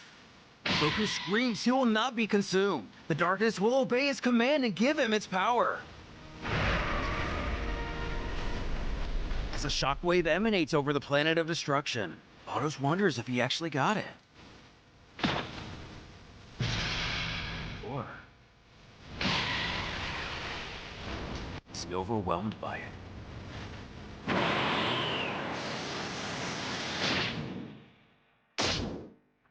With a thumbs up, he's got it. Now able to access his energy of destruction. The first step in his training is complete. What further challenges await our hero? And what, if any, confrontations will his loved ones face without him, back in Universe 7? About 75 million years ago, one of the gatherings of the gods and angels of the 18 universes took place. Of course, 6 of which Zeno would eventually go on to erase. As all in attendance bow, the Grand Priest compliments everyone at this meeting. Like all the others, this was very productive. Before thanking them all again for their presence, when a humanoid lizardman pops his head up to state that he believes this is the perfect opportunity. He utters that he would like to proclaim that this is probably the last meeting he will be attending. Soon he will be stepping down from his position as destroyer and passing the torch on to his apprentice, Beerus. Another reptilian-like person appears to take exception to this. But if we take a step back, we have Whis, who we're already aware of. Then the man who's just speaking, the current god of destruction of the 7th universe, Terran. Next to him, a young Beerus. Then the supreme Kai of this realm, Gaza. Terran is named after a Spanish wine, and Gaza is just a name. Enjoy it. Though if we return to the disgruntled gent from before, he growls to know if Terran really intends to make a god out of this little brat. What a joke! This fine fellow is called Garoga, and his Kaioshin, Nua. Garoga could be a reference to a monster of the same name from the Zone Fighter series, though I'm not sure if it has an alcohol reference like many other destroyers. Though Nua is a Portuguese cider. The young Beerus hisses, "What was that?" Infuriated by the disrespect shown by the Universe 6 destroyer. Before the situation can escalate any further, Terran steps in to defend his student. He argues that Beerus may be young, but make no mistake about it, he is indeed a promising successor, and he will soon make a powerful Hikaishin. Garoga sneers that this pathetic child has no potential. He will be nothing more than a failed god. The Daishinkan interjects to put a halt to this confrontation. He reminds his dear gods of destruction to mind their manners. Most of all, spare Grand Zeno this futile discussion. He's clearly uncomfortable with this interaction. As blank-faced as ever, the Omni King emotionally utters that given this most recent nonsense, he thinks he's going to erase all their universes now. Immediately regaining the attention of the others, the Grand Priest chimes in to offer some advice, if he may, of course. He thinks they can give them a second chance before erasing their entire existence, especially considering that both Terran and Kaioshin Gaza of Universe 7 are deities who have demonstrated nothing but exemplary work. The god of all complies, but urges them to finish this meeting immediately. He finds all of this unbearably boring. Upon the request of Grand Zeno, the meeting was ended and all of the gods and angels returned to their respective universes. Universe 6, Planet of Destruction.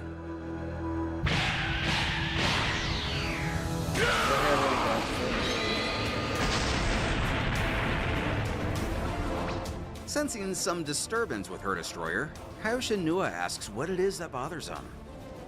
Who bellows, isn't it obvious? It's that darn Terran. He always keeps his cool and makes himself look superior. He wishes that apprentice of his would have come at him. That way he could have laid him out in front of Lord Zeno. But he always has to meddle. This is when Vado speaks up. She recommends that he must at long last put aside this silly rivalry with Mr. Terran. It's been almost 25 million years. But he screams he never will. He will never forgive him. But taking a hard left turn, Garoga detracts. He asks Vados if she could venture over to that planet Gaspa for him. He wants some of that delicious dragon meat. Whether cat or lizard, it seems like nothing can get in the way of a destroyer's appetite. The angel agrees to do so without resistance. She informs that she'll return in only a few minutes.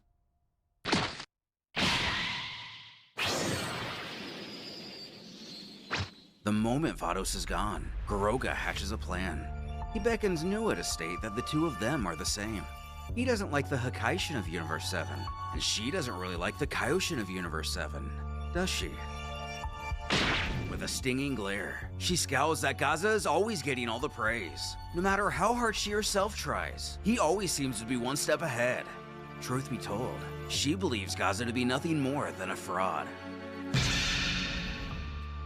With this confirmation, the Destroyer gains the confidence to pitch an idea.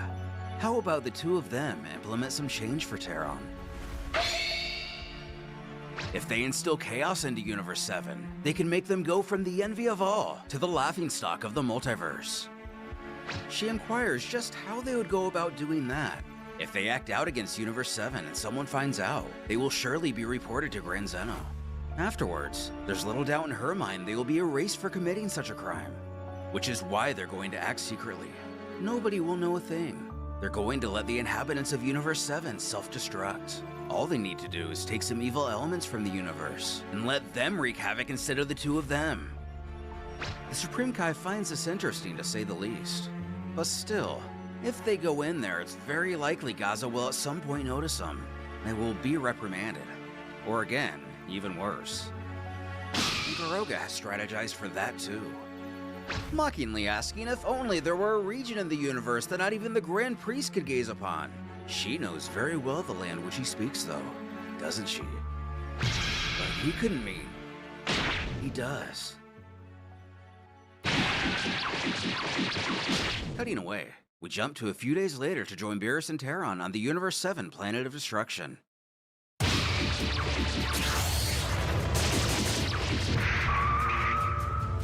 Upon delivering a devastating blow, Terran scolds that Beerus is nervous. He must compose himself.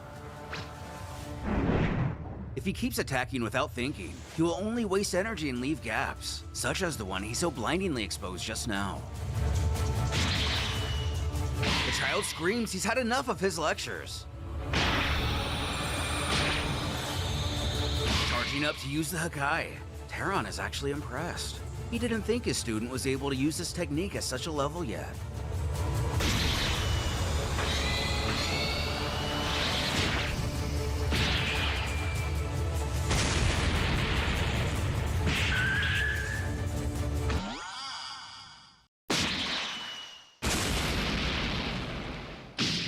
While the blast would be deflected, Beerus was able to use it to get a clean uppercut on Terran, though would simply be slapped to the surface below.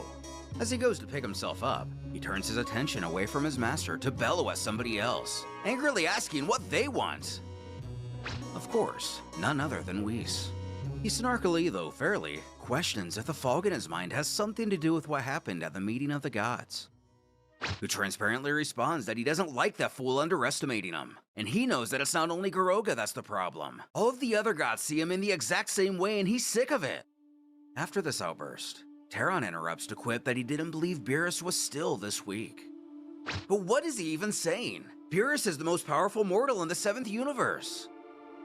What Terran means is, physically yes, Beerus' strength far surpasses all others there. But psychologically, he is still very weak. If an opponent said those same things to him during a battle, would it make him so nervous and rattled that Beerus would attack without even thinking? If so, that will make him a very easy target. If his apprentice here wants to be a god of destruction, he needs to not only strengthen his body, but also his rationality. However, the speech does nothing to change the child's emotions. He barks if he's kidding. He's never been able to use the Hakai at the level he just did. His anger made him stronger. It helped him progress. Though he's forgetting that the Hakai he just used is merely a copied version of the true energy of destruction. When he becomes a god and gets the real thing, just feeling angry will not help him control his powers. On the contrary, it will feed on his excess negative feelings and possess him. Still with an attitude, Beerus snips that he thought to master the Hakai, he just needed to think about destroying. And that jackass from the 6th universe makes that much pretty easy. His master inquires if it could be that he still doesn't understand, even after training all of these years. Destroying does not involve only feeling hate, but also understanding the cycle of the universe and the need for destruction to build something new and better. This is the essence of the work of a god of destruction. A destroyer needs, above all, balance. Reaching his breaking point, the child saunters off and mutters that he's sick of the small talk, beckoning Whis to take him home now. Terran motions for the angel to go ahead. In his current state, it's not like any training will really pay off. As the pair make their way back to the mortal realm, Whis has to question Beerus if he's still sulking from what happened before. And how could he not be? He despises nothing more than being underestimated. The angel urges him not to take the actions of Garoga personally. In fact, his reason for picking on him has nothing to do with Beerus himself. It's actually all about Lord Terran. The truth is, the two of them have been great rivals for many, many generations. Asking if that's true, Whis informs it is. It turns out that originally, both of them were mortals from here in the 7th universe. Lord Terran and Lord Garoga's people belonged to neighboring planets, and as their planets were both scarce in natural resources, they sought each other's. That's how the two races became great enemies and fought fierce battles. They were the most powerful warriors among their armies. During one battle in particular, their people were completely decimated and only the two of them remained. Impressed with their strength, the Hakaishin at the time made the two his disciples and tried to make them understand each other, but it never worked. When the Hakaishin died, the two fought an immense battle to see who the next destroyer of Universe 7 would be. Garoga ended up losing. As Universe 6 also found itself in need of a Hakaishin, he was soon sent there. This all happened about 25 million years ago, but the feud between them continues to this day. Beerus figures that this must mean Garoga's just a repressed idiot after all. Either way, he promises to keep training and get stronger. One day, he'll overcome both Lord Terran and that darn Garoga himself. Which Whis is very glad to hear. They would shortly arrive at the planet Nikosi, a peaceful world. Their people, the Nikosians, have a very high power level compared to the average race of the universe. But despite this, they're very peaceful and spend most of their time in long slumbers. As the student makes his way across its surface, he can't help but notice as he flies over the planet's biggest city, hardly anybody's walking the streets. It seems his people are just as lazy as ever. He actually envies them. Master Terran hardly allows him to sleep at all anymore. When an explosion breaks his focus from the metropolis. In the city outskirts, it looks like someone has overcome their laziness today. He shouts out to the idiot below that he's going to destroy the entire planet if he keeps training like that. And down there, we find Champa. He mocks that unlike a certain privileged brat, he doesn't have a special planet to train on, or an angel, or a god to help him control himself. Prompting the apprentice to roll his eyes that he's still upset that he was taken and Champa wasn't. He needs to just accept it. But never! They both defeated that monster, but they only chose Beerus. Who reminds that when Whis and Terran arrived, Champa only wanted to enjoy the feast their people had prepared in celebration, and he only wanted to stuff his face instead of going with them. Now flustered, Champa claims he's just remembering it wrong. But while he's here, why doesn't he make himself useful and show him everything he's learned while away? Seemingly happy to oblige, he asks if he's sure he won't regret asking. A short time later, even Champa notices his brother's in a mood, questioning if something happened when he was away.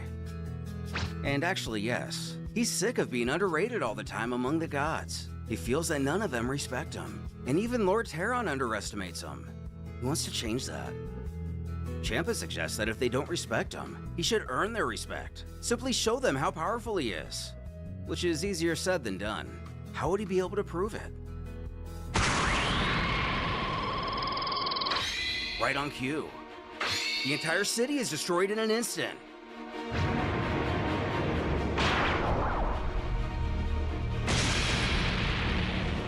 Could this be the doing of Universe 6? Or is this simply a coincidence? Furious, Beerus screeches to know who's done this. Blasting away, Champ has to holler for him to wait up. He's coming Yeah, too. there is. In tow, he asks his brother if he's also feeling this. Which of course he does. A very strange energy. It's completely evil. As the source of the chaos reveals itself, Beerus warns Champa to not let his guard down. Keep going for it to connect room members. We're still here waiting. As they leer in astonishment at the beast before him, Beerus yells that this creature thinks he's afraid of his ugly face.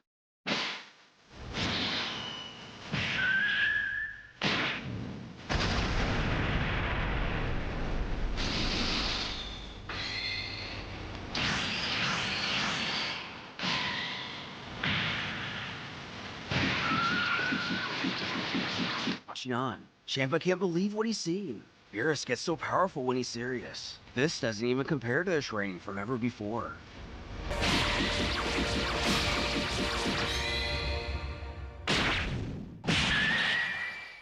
After sending the creature barreling into a crater, Beerus sparks what the monster thinks of that. That's for all of his people he killed. Regrouping, Champa asks if it's dead. And of course it is. Can't he see? But as the smoke clears, it's hardly phased. Speed!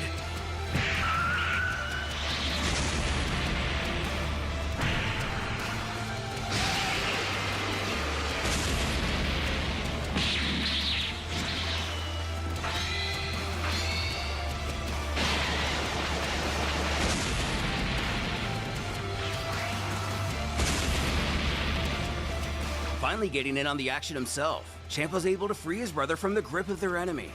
Upon seeing if he's okay and asking what the heck this thing is, we can see that he's definitely taken some damage from that last assault. He doesn't know what this creature is, but it seems to have a particular affinity for Beerus himself.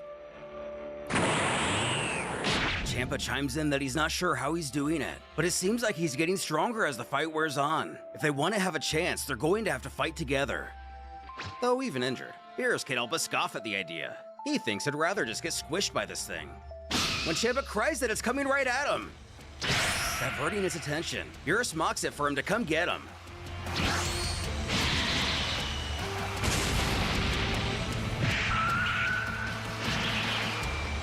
With a little teamwork to get the monster suspended in the air, Beerus shouts for his brother to blast it now. Who insecurely argues he knows. He doesn't need to be told what to do.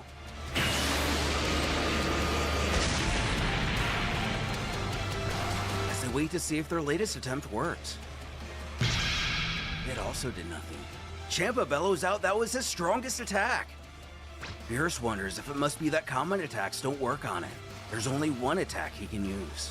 He didn't want to put the planet at risk since he hasn't mastered it yet, but he's not afraid. Get him, monster! Do you think you can attack our people and not be punished? Out of nowhere, it seems some of the survivors from the city have come to join in on the battle, though Beerus screams at him that they're no match and must flee now. As the beast goes on the offensive once more, the stranger turns to announce they will all attack at once.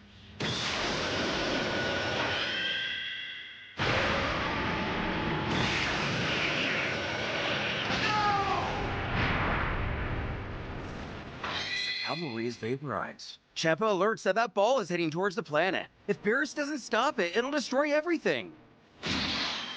Acting quick, he uses himself as a barrier to protect his world. As his brother tells him to take care of the blast, they'll fend off the monster. Unfortunately, these heroics are short-lived.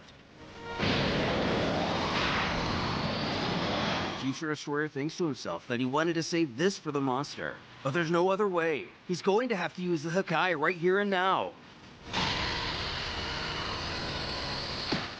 While the attack is thwarted. All hope seems lost. As Champa bounces off the ground, he still clings to life. He mutters at their foe, still getting even stronger.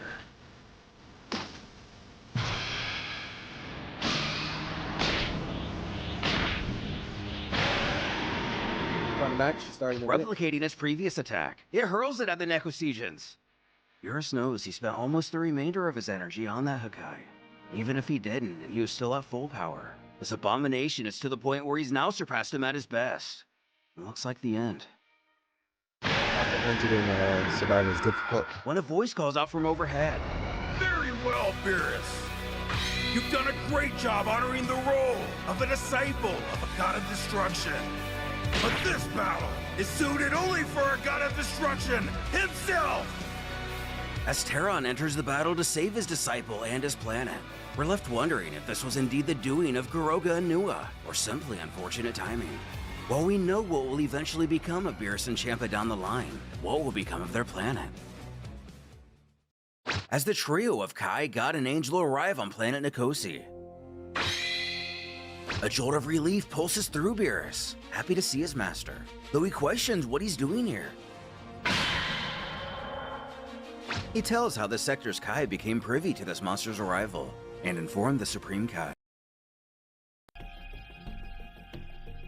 Another powerful...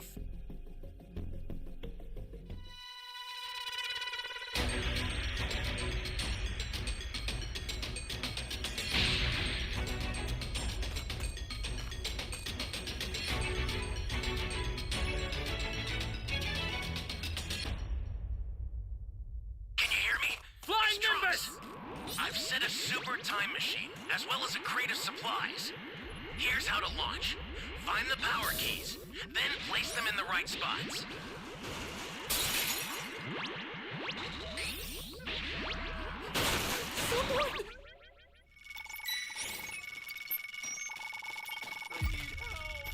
You have my thanks.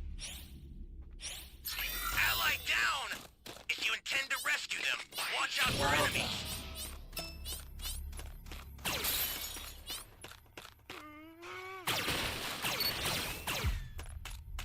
You found a power key. Go slot it. You're a big help.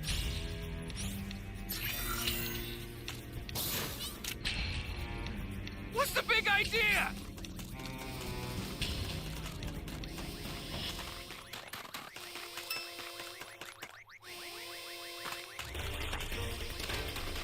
Give me a freaking break.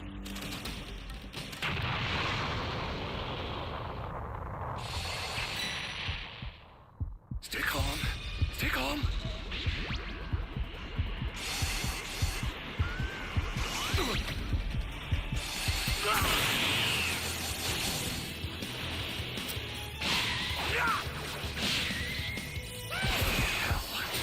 Come on!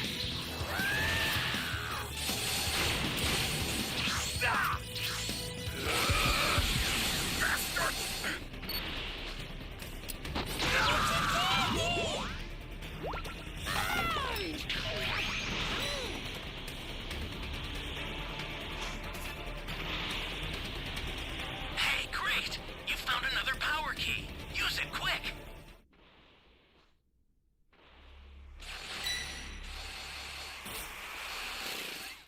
Are you okay, honey? I owe you one.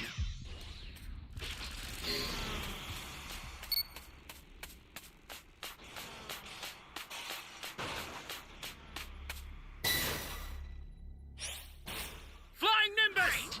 You know what to do with that key.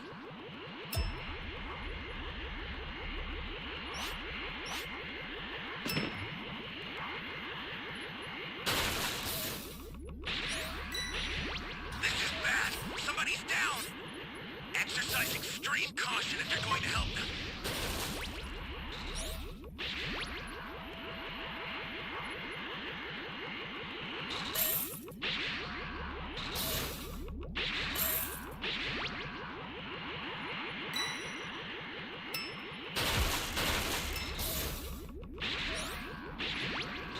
That's a new power key. Place it now.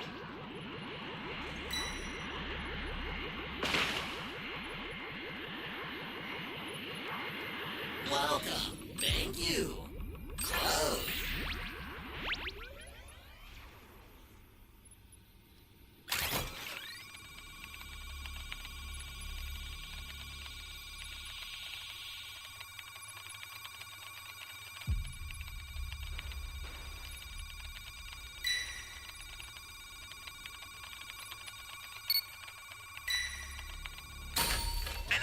need your help. Nimbus! You don't know what danger awaits. Think before rushing in. Great. You know what to do with that key.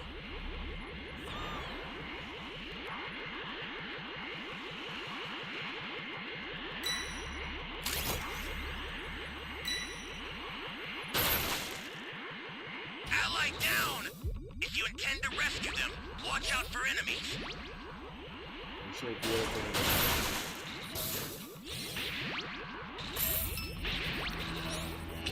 That sucks. We needed every person. The startup system for the super time machine is ready. Head there now. Too late. We have one level 3. You might get a chance there. Stay calm. Stay calm.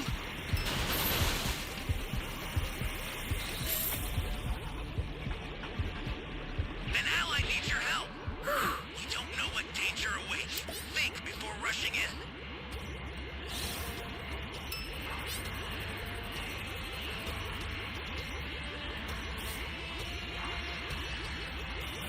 Let me get my Dragon Twins.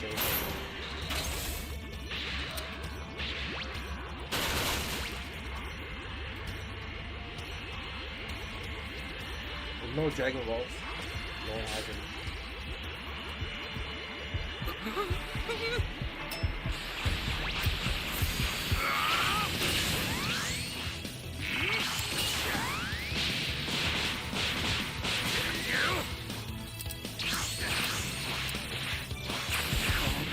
Stay calm.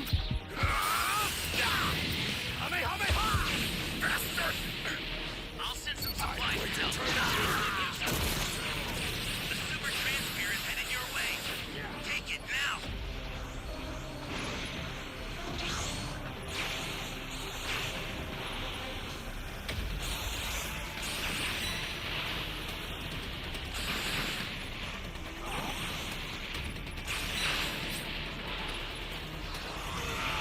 A little sensu beam. Are you Ally okay? down. I owe you.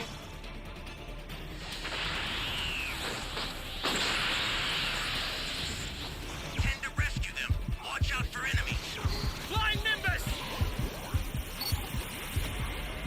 Oh man.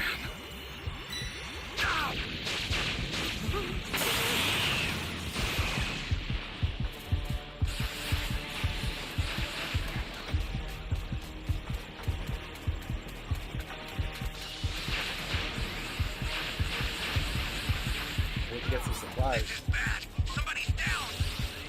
Flying Nimbus! Extreme caution if you're going to help them. Holy hell.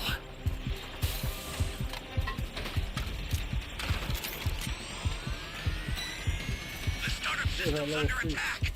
It's dangerous, so tread carefully if you want to get closer. The startup system is under attack. Stop it if you can, but retreat if you need to. Got it? Oh man.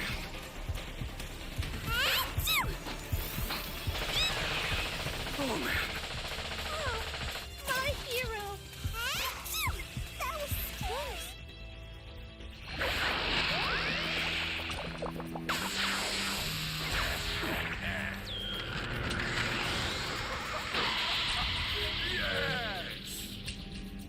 I think we get another Another one chance. out right away.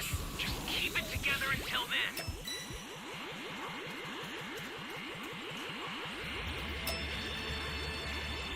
I'm gonna grab the other one.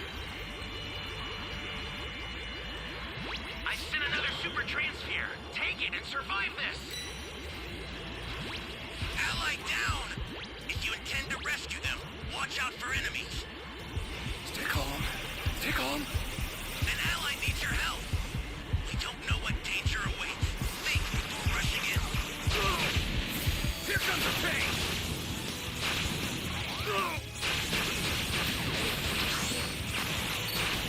Holy hell. Bastard!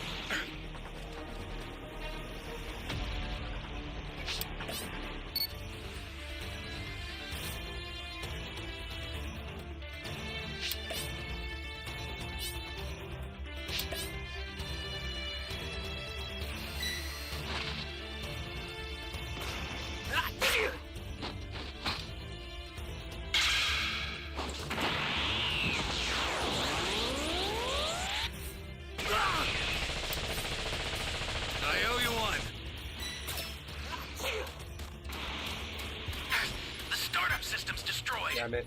The escape time machine's almost prepped. Flying You need to Nimbus! head for the beacon that's indicated by a blue light.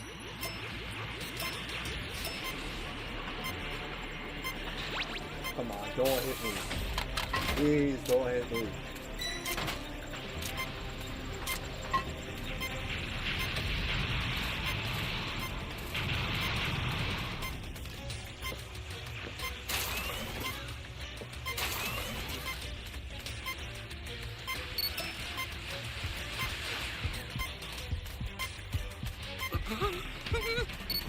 I've sent the escape time machine. Oh, why are you Use it to escaping, get bro? out of there. Wait.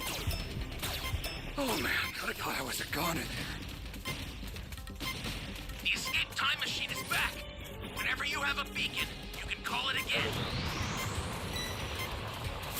Here comes a pain! I've sent the escape time machine. Use it to get out of there. Oh man, we got cooked.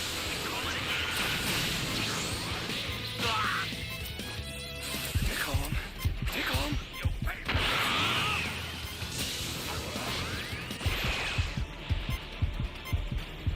I don't know why these guys left, bro. Harry's pushing each other. Flying Nimbus! Oh man. I've sent the escape time machine. Use it to get out of there. The escape time machine is back.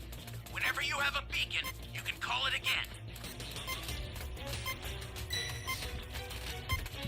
Stay calm. Stay calm. Bastard!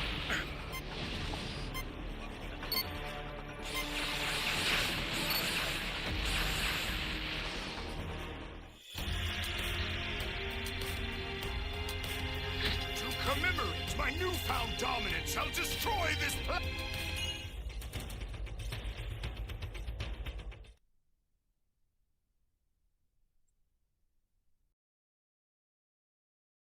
So Gaza thought it'd be best to bring them all here and deal with this problem before it got out of hand.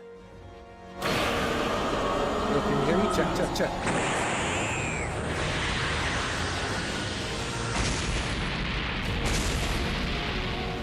As the creature explodes with another surge of energy, Terran knows that this beast is getting too unstable. If this keeps up, he'll destroy the planet.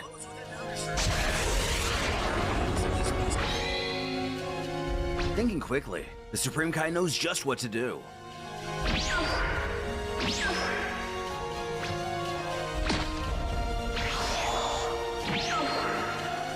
He zips away and disappears with the behemoth in hand. But where did they go? Terran explains that they both went somewhere empty and far away. This way they can face this thing without worries. As he returns, he informs the others that it's time to go. With little hesitation, Terran instructs his pupil to follow. This will be a good opportunity for him to see him do something different. But what could he have in mind? On a distant, barren planet. The invader wastes no time in continuing the battle. Though he doesn't appear to be any match for the God of Destruction, Beerus has to inquire something to Whis. Where did this monster come from? He didn't think it was possible for a being this powerful to exist. Who honestly has no idea. He didn't even know of its existence until it showed up on planet Nikosi. But considering the key he can feel coming from it, it seems to be from the Makai world, not this one. But the Makai world? Does he mean that place filled with demons? The very same. This creature has extremely evil and corrupted ki, quite similar to the beings living in that realm. Speaking with concern and curiosity, young Beerus then has to ask if it's common for there to be beings this powerful there. With a sigh, Gaza admits that the Makai world is still a really mysterious place. Not even his Supreme Kai senses can reach there properly. But regardless of that, the mortal realm cannot be accessed easily through the Makai realm, so the question remains quite prevalent as to how this thing got here. The situation is very odd.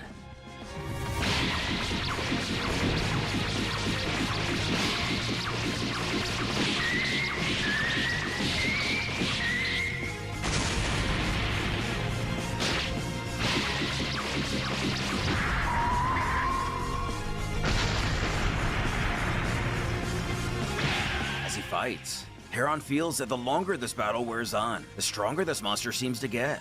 It's as if it gets its power from the mere act of fighting itself. Maybe the energy from his own attacks is somehow fueling it. Though, it also seems to be made out of pure negative energy. He's certain that not even blows to its vital points will kill a creature like this. It'll keep getting up, and more powerful each time, regardless of the damage it takes. Beerus notices essentially the same. The same thing is happening like when he and Champa were fighting it. This behemoth only grows stronger by the second. If this keeps up, it'll get even more powerful than Master Terran. However, Whis states he wouldn't worry about that. It is true that this monster has extraordinary power, and it's only seeming to increase at an alarming rate. But the difference between it and Master Terran is still astronomical. This only leads the still developing student to wonder, why is this fight taking so long to end then? The Angel has an explanation for this too. It's simple actually. Mr. Terran wants to observe this beast to draw further conclusions. But conclusions? Beerus isn't sure he follows. That's when something catches Whis' attention. Point is made move. It seems Terran has gathered all the information he sought. This will be over soon.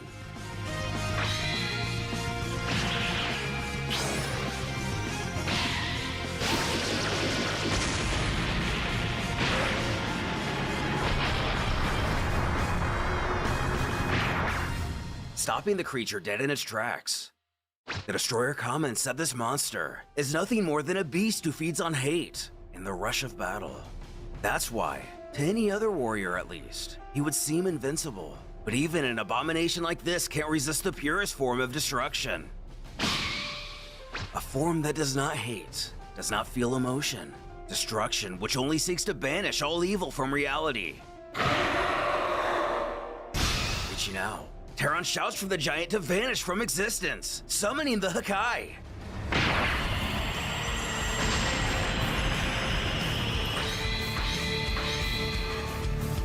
Turning the creature to dust.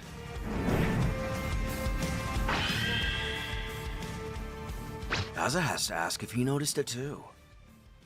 And of course he did. Guys, we have a Raider match. Such an evil key. This thing must have come from the Makai world, but how did it manage to cross over into the mortal world? Beerus points out that it arrived on his home planet through some kind of portal. For some reason, it seemed to be after him in particular, attacking him directly and with clear intent. Terran defers. He finds it hard to believe that it was after Beerus specifically. There's no way it could have even known he existed. He theorizes that it likely felt his key and saw him as a threat. That's why it scoped him out first. But the fact that it showed up on his planet out of the countless in existence is quite strange. Though it could be a coincidence. Pausing. The Destroyer informs his student that he needs to prepare himself. He's about to witness the bleakest part of the universe. Demon Realm, also known as the Makai world. Immediately, Daza teleports them to such a place. He apologizes for not taking them straight to their destination, but his senses don't work properly here. Looking around. This place gives Beerus a really bad feeling. The air here feels completely different.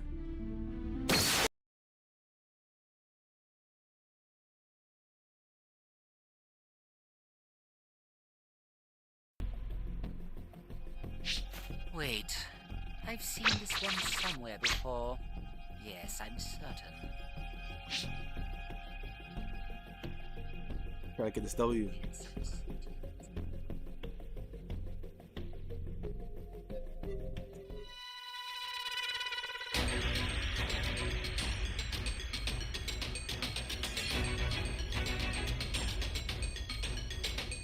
Let the Carnival of Terror begin.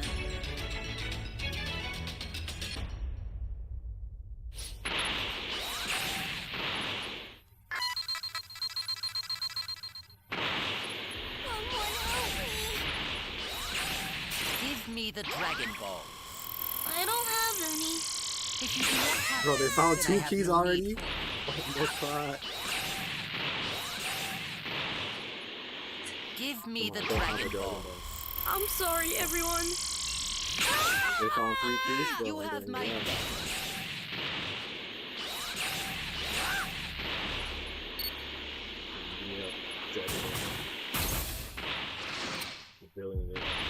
ass.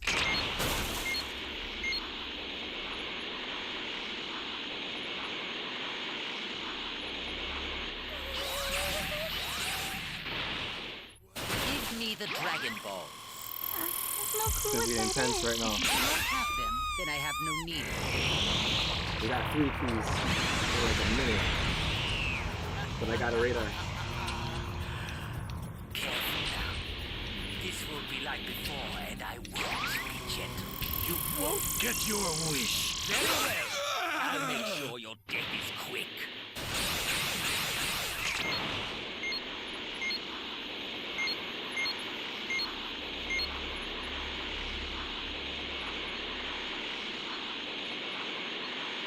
Where are the Dragon Balls?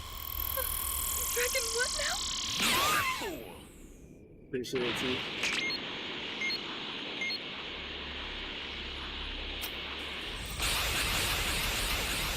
I really don't want to do this.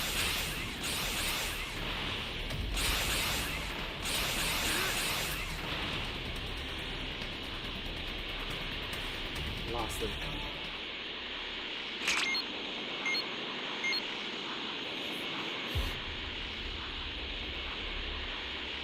Where are the Dragon Balls? You won't get your wish. Very well. I'll make sure your death is quick.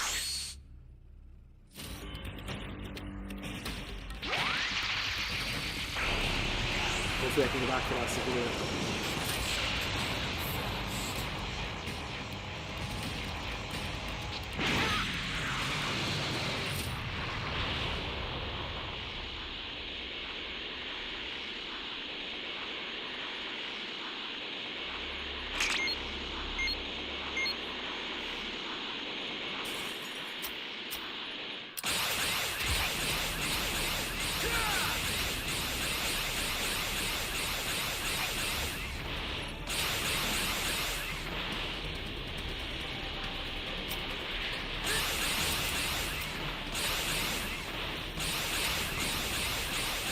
Bro, I'm missing.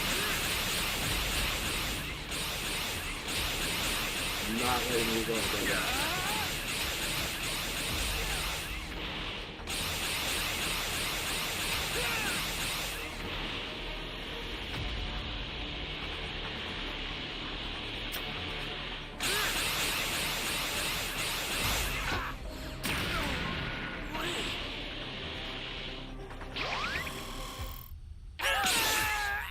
So we got one. Holy.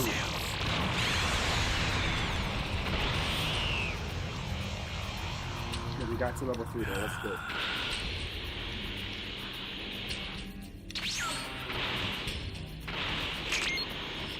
Yeah, 3 Dragon Balls, so.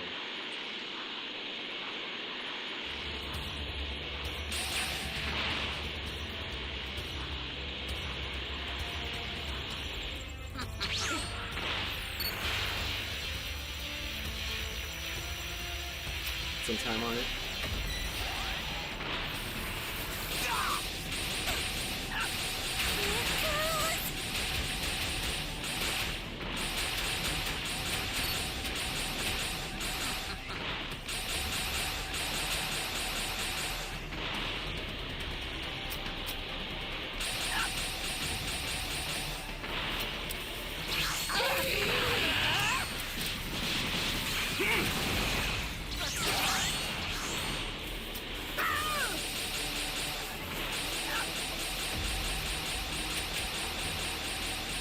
One past that. Guess I got no choice.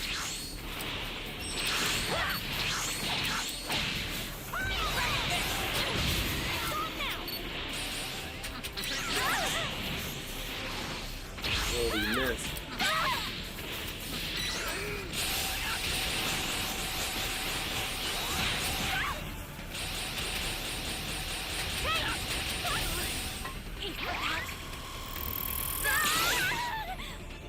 Explode the Dragon Ball. Guess I got no choice.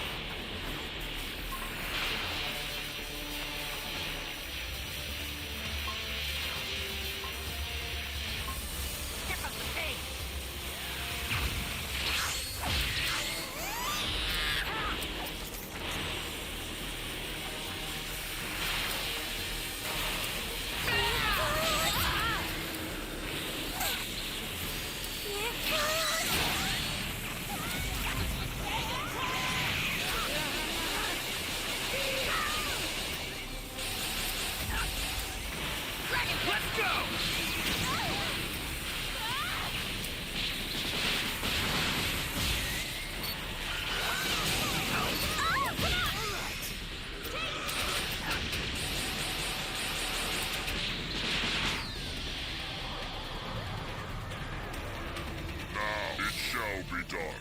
I will grant your wish. It's on! Come on, come on, come on! Choke on this!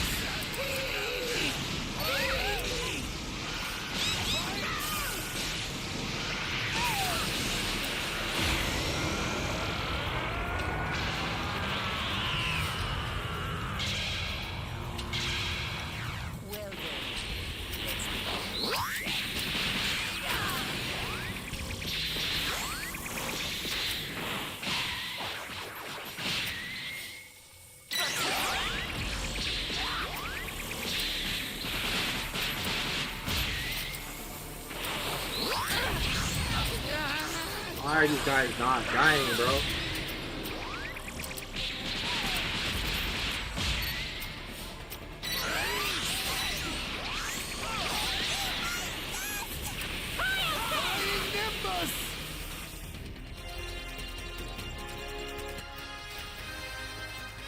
Okay.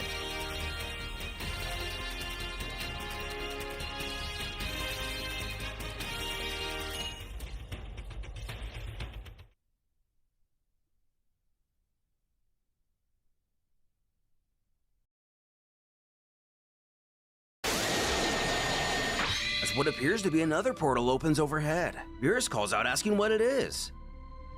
However, it's not a portal. Whis tells how that rift is a fissure in space-time. It works as the dimensional barrier. In fact, it's the barrier between this foreign world and their own. Rolling his eyes, Beerus questions if that means all they have to do is cross it, and they're back home? If it's that easy, shouldn't these creatures be a lot more common in their own world? Almost annoyed at the youngster's response, Whis utters that isn't the case at all. It might not look like much from here, but that rift has incredible strength. It's capable of destroying celestial bodies with a density thousands of times greater than even the most giant of planets. In other words, very few beings in the universe can cross this rift, and the only ones Whis knows of are Mr. Terron and himself. Of course, Gaza with his Kai Kai ability can get here without needing to physically cross the barrier. But Beerus thought Gaza said not even his senses could reach this place. Why not teleport here more often to keep an eye on things? That way, stuff like this monster wouldn't happen. The Kaioshin elaborates that it's not that simple. The corruption power of this place and its gods is enormous. Whoever spends longer than they need here, including the gods, may end up with their hearts corrupted by this evil aura. Of course, eventually they find a way to check up on things in this realm, but it isn't very often. This is not the type of place they can merely walk into anytime they feel like it. Having enough of this talk, Terron finally mentions that they must do what they've come here to do already. They don't want to linger here for long. And so, the visitors went to the highest point in the demon realm, where there was a big, gloomy planet. Beerus can't help but spout. What an ugly-looking world that is! His master details how that's the planet of this dimension's supreme god, the supreme planet of darkness. There resides the Makaoshin called Demaragus. The title Makaoshin rings a bell within Nikosijin. Those are the Kaioshin born rotten, right? Roughly speaking, Gaza confirms that is the case. When a Kaioshin or Kai is born corrupted, they're called Makaoshin and Makai. As soon as they're born, they're sent to this world. Here, they reign doing work similar to what the Kais and Kaioshin do. Makaoshin is the supreme god of this world. Carrying around. The next question is, what's up with all these bodies? It's said Demaragus has some pretty voracious pastimes, sadism included. That is expected from the demon gods. Terron then bellows out for Demaragus to show himself. He's a busy man and doesn't have all day.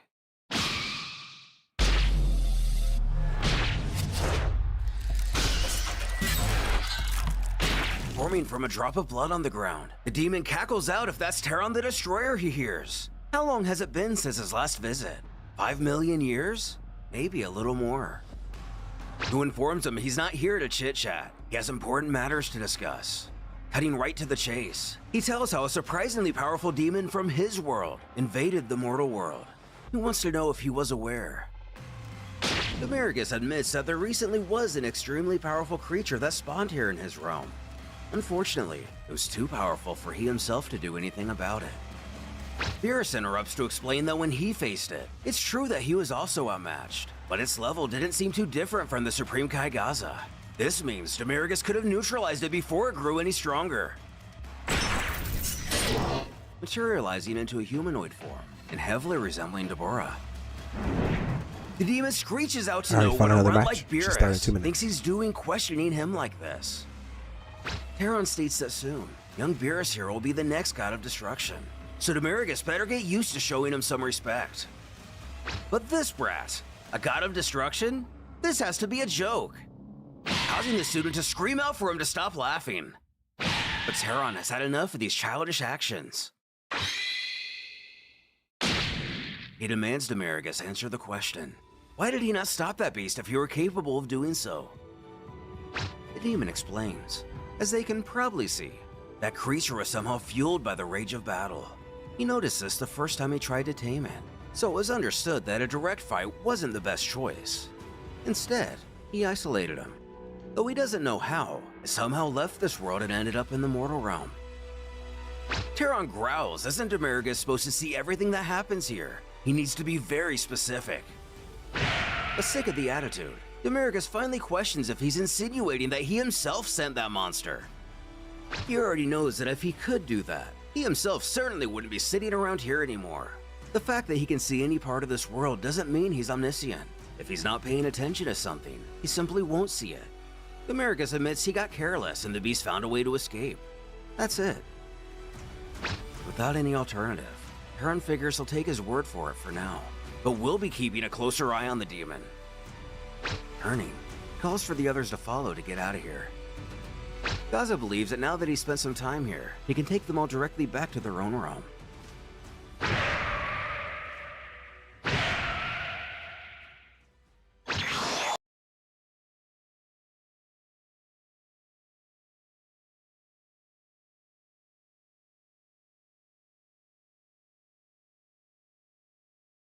As well as a crate of supplies.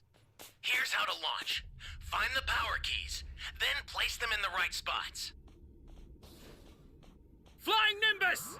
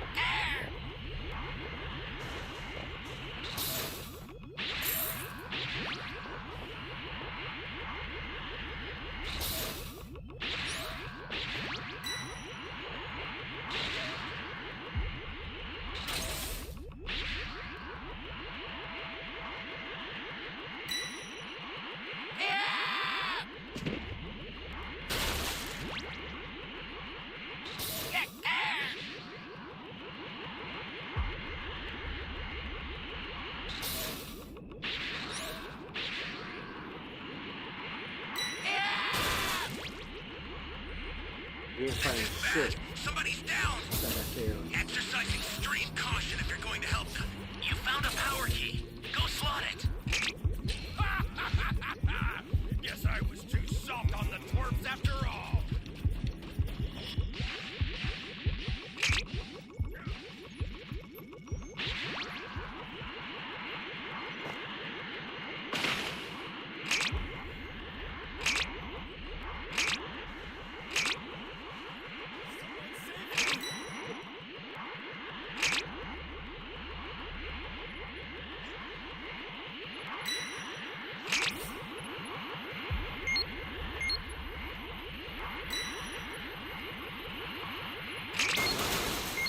Hey, great!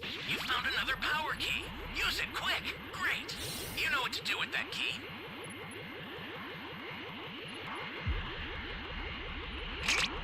He needs to go find that EP.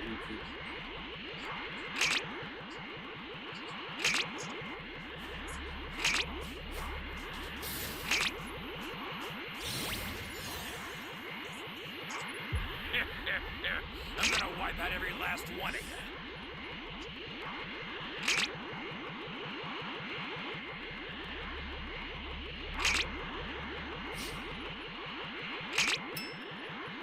Where is this key, bro?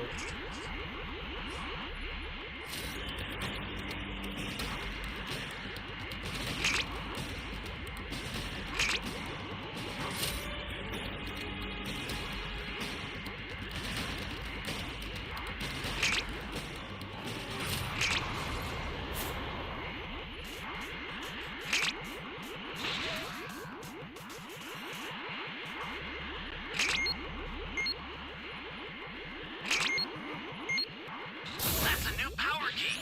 Place it now.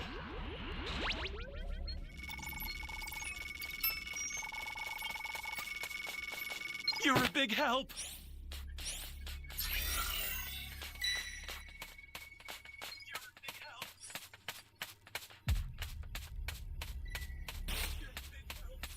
I need to find the Dragon Raider.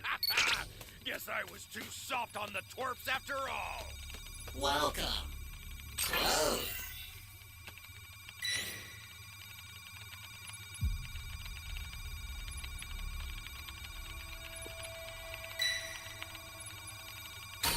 An ally needs your help. We don't know what danger awaits. Think before rushing in. Flying Nimbus!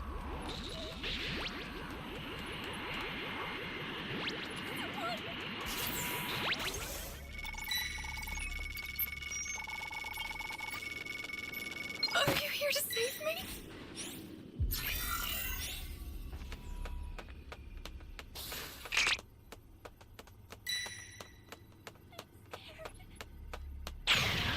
Come on, guys. Ally down! If you intend to rescue them, watch out for enemies.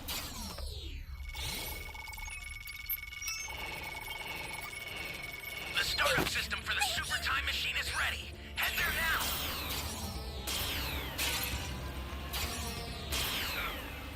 Who wants to die first? Welcome.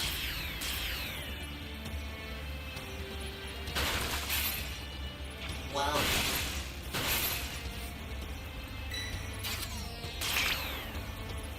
We got a Dragon Raider.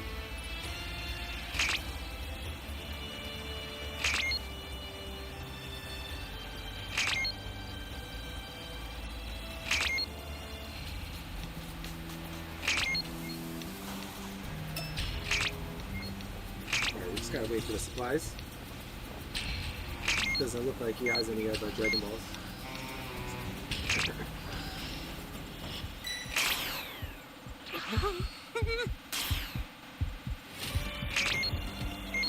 Okay, he does have some. What a nice spot you've chosen. Just gotta for wait for your the grave. supplies to drop.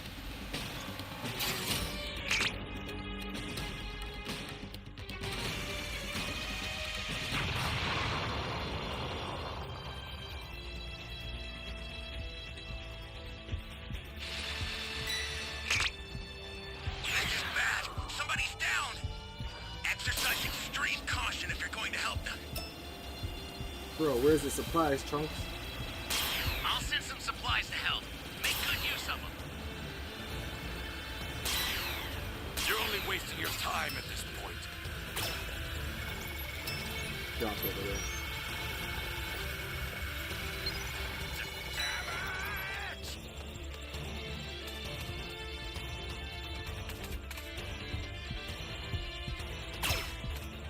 Holy hell.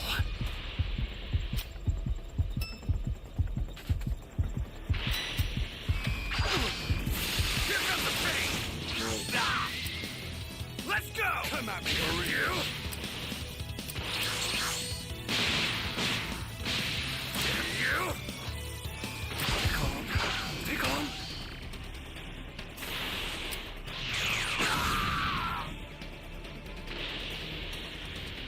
Go now.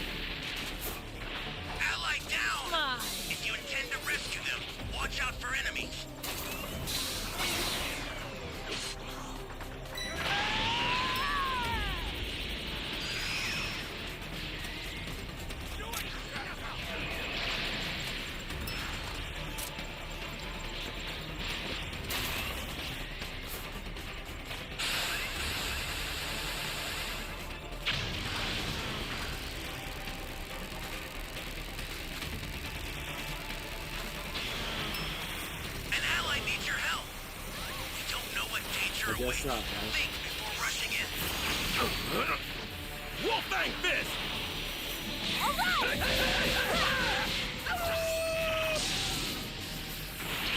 Do it, Nappa!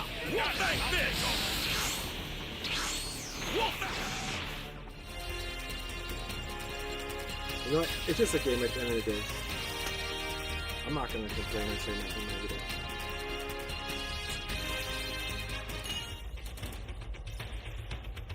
Gotta keep it moving, you know?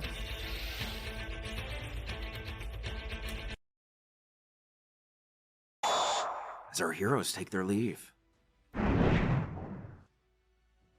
Demaragus bellows out with laughter. Now that the seed has been planted, he cackles Terran's destruction has just begun. But what could the sinister demon be planning? And what else would the early life of Beerus entail?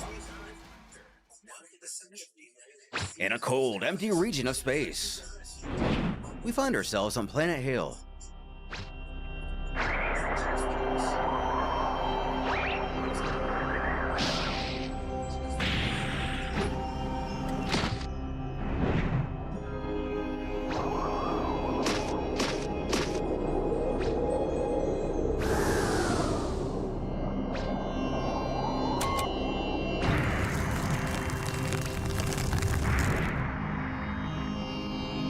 Gazing upon a hidden chamber, Frieza states that he hasn't been on this planet in quite some time now. It's almost nostalgic. Barry Blue remembers that day well. Frieza's father accompanied them that time. They had all come here to seize that one guy, seeming to be afraid to mention his name. The Emperor goes on to detail how his father specifically built this place to keep that pest contained. Stationed at this base, a small platoon of Frieza Force soldiers.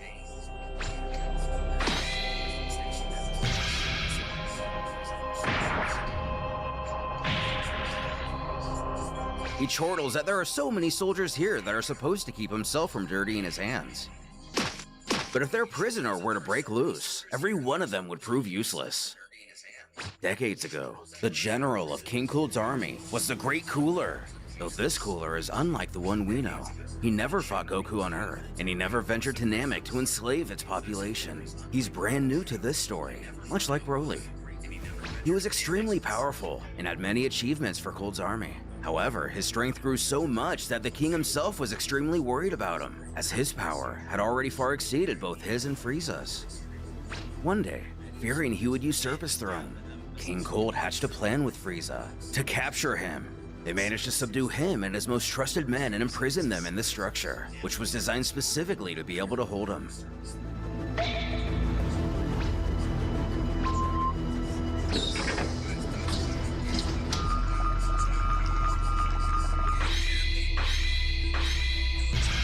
As we spot the Frost Demon in a giant tank, Frieza smiles and chuckles that there's his older brother, before congratulating Kikuno. It seems his prison capsule works perfectly despite the fact it's been many years, decades even. The proud underling returns his grin and details how the device works. The liquid inside this unit is a powerful sedative. Because of it, Lord Cooler has been paralyzed and unconscious since his initial confinement. You could even say frozen in time considering the longevity of Frieza's people.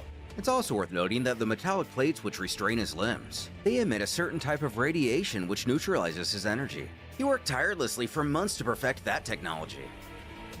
Seeming to grow more appreciative or maybe even affectionate since his resurrection, or his second resurrection, the Frost Demon admits that he really has to hand it to his scientist servant. He has done a wonderful job with this prison, but he needs him to drain Cooler's capsule.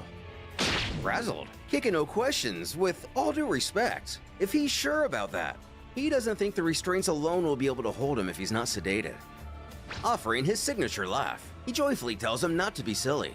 Cooler may have been a bit stronger than him in the past, but his powers have not grown since he was imprisoned. Frieza has become much more powerful than Cooler could ever dream. And considering he's been doing a lot of that lately, that's saying something. Not daring to object to his ruler's will a second time, Kikuno heads over to the console to drain the sedative fluid from the tank. The moment the liquid's removed, Cooler's vitals begin to immediately normalize. Barry Blue scoffs if he expected anything less from Lord Cooler.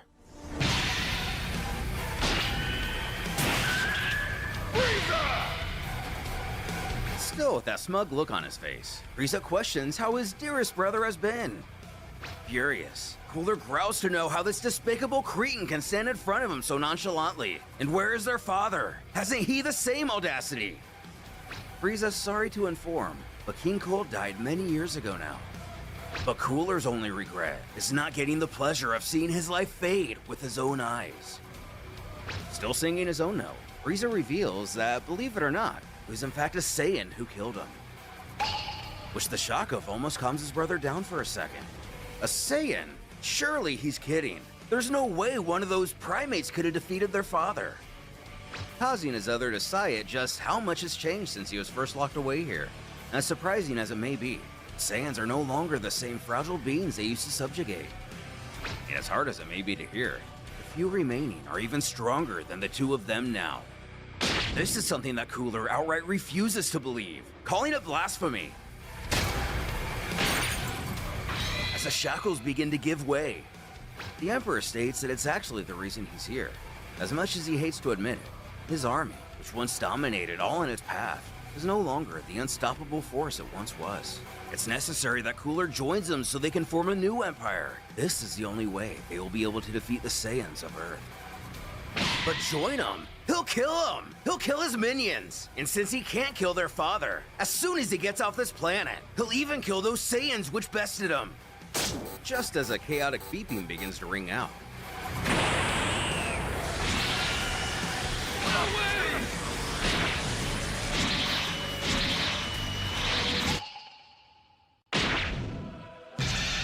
Cooler gets a taste firsthand at how much has changed during his stay here. Without flinching or even budging, his brother stops him mid-punch. The Emperor again chuckles and comments that he's glad to see that Cooler's power hasn't diminished at all. But as he said before, at this moment he can't even begin to recount the number of things that have occurred since his confinement.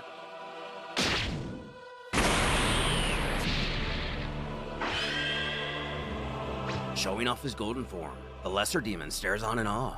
When did Frieza obtain so much power? By the feel alone, this must be even stronger than his best transformation. Although Cooler likely can't even sense power levels at this point, and one could assume he's only slightly more powerful than Frieza was during the battle on Namek. Much has changed for Frieza himself. He's learned unimaginable things. He condescends though that his sibling here doesn't have to look so sad. If he simply joins him, he'll teach him how to unlock this form, and many other useful techniques. United, they can be an elite force capable of reclaiming the universe from not only the Saiyans, but the gods themselves. And after that, the Frieza Force, commanded by Lord Cooler, will be sovereign again throughout the galaxies. Standing, Cooler agrees to this. For now, he will join him to help annihilate those Saiyans from Earth.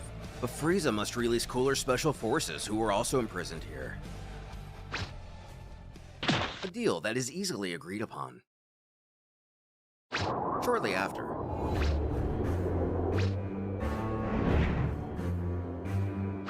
it appears Cooler's armored squadron was also being held here in its usual lineup.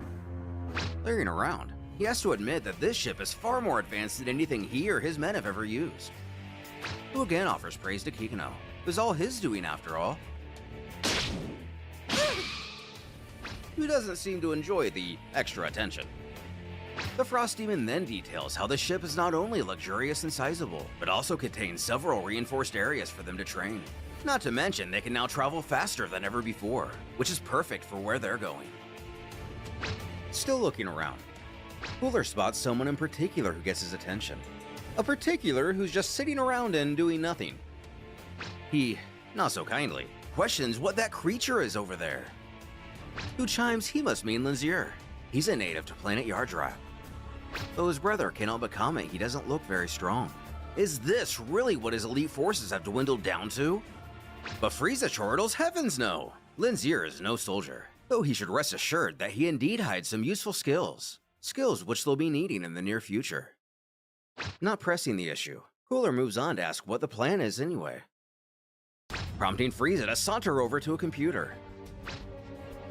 Opening a screen, he states that aside from Cooler himself, he selected a handful of other formidable warriors, or should he say beasts.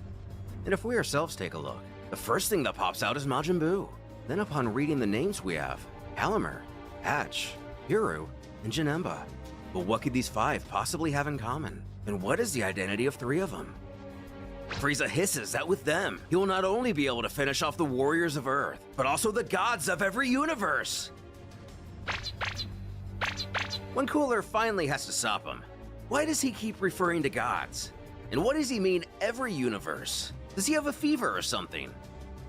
He scoffs that he will eventually explain at length, but all he needs to know for now is that there are many more beings more powerful than the 2 of them, besides the Saiyans. In fact, they are true dictators who hold their lives in the palm of their hands. But with these beasts, they'll be able to kill all of them. Still a little deadpan, Cooler replies that he's not even going to claim that he's following the majority of this, but he can give him the details during their journey. What's important to him is just how powerful these beings are.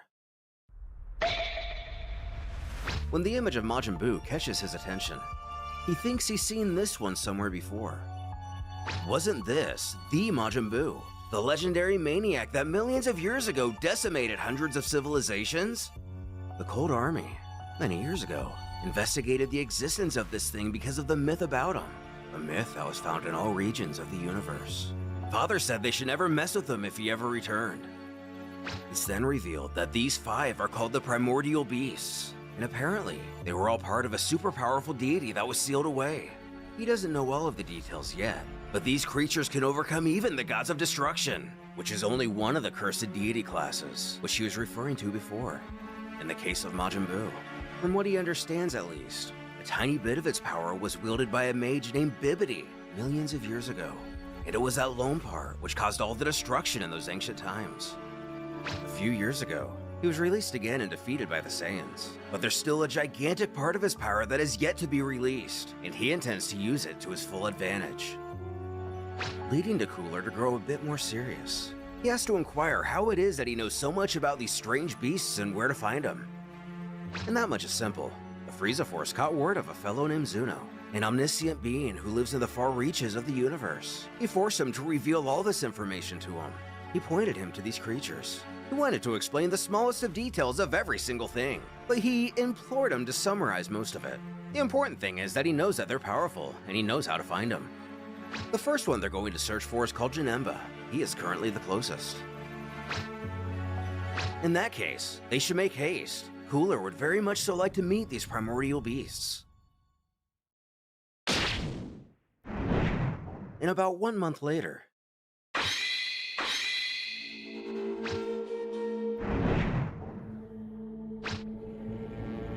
it would appear the space travelers have arrived to their targeted location, in one of the reinforced areas. Frieza compliments his brother that it's been more or less a month since they started their training, but he's progressed spectacularly. He's achieved what would have taken himself 2 or 3 months. Who, while panting in exhaustion, boasts that of course he did. He is the great Cooler after all. Though he's all support on the outside, this positivity may only be the Frost Demon's newest way of merely getting what he wants. He thinks to himself that Cooler better not be thinking he won't be keeping an eye on his progress. If he believes his powers will be a threat at any time, he will not hesitate to kill him. Calling in on a monitor, Berry Blue alerts the pair that they've reached their destination. Making their way in, Cooler's confused. He wants to know why they stopped here of all places. His brother informs that this rift in space will take them to a parallel dimension. This place is called the Demon Realm, also known as the Makai World. Here they will find their new recruit. With the smallest amount of hesitation, as a rift in space which takes you to the Doom universe would likely rattle most of us. Hikino tells Lenzir that even though the ship is extremely resistant, the energy emanating from that fissure is quite large, and if they get any closer, they'll be torn apart. They need him to teleport the ship past it. Spinning into action with gusto, Cooler questions if it's even possible to teleport an entire ship across dimensions, which Berry Blue is happy to elaborate on.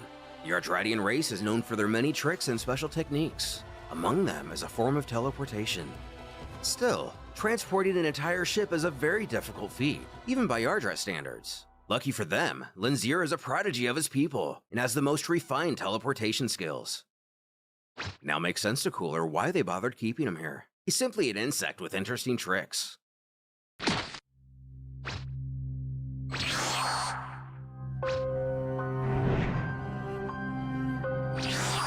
landing in the Makai world with no trouble.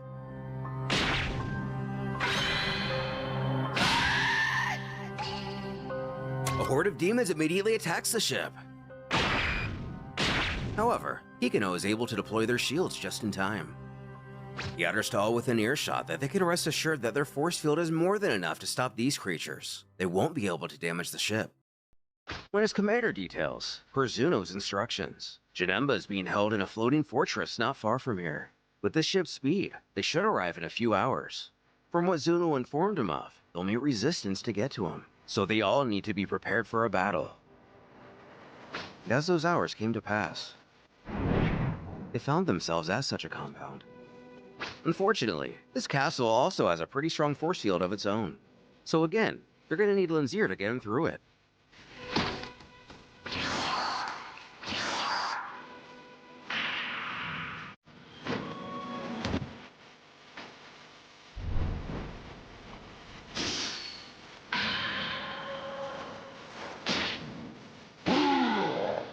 For their first hurdle, it looks like some ridiculous fool wants to face all of them. Frieza thinks this will be a good test for his brother soldier to prove if they're still worthy of the Frieza Force. One normally one to reply with a snarky quip. Cooler quickly calls for a squadron not to let him down. First assessing his foe's strength, Salza scouter registers a reading of 250,000 units. While impressive, if they work together, they can beat him. He calls for Battle Tactic 16. Yes, Captain! Upon seeing the armored squadron, Frieza still remembers how this division even surpassed the Ginyu Force and was feared throughout the galaxy.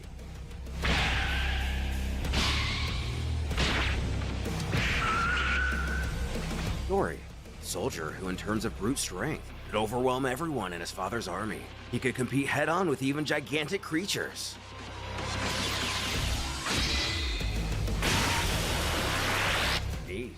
Those physical attributes aren't great. With the special abilities, he can paralyze even immensely powerful fighters.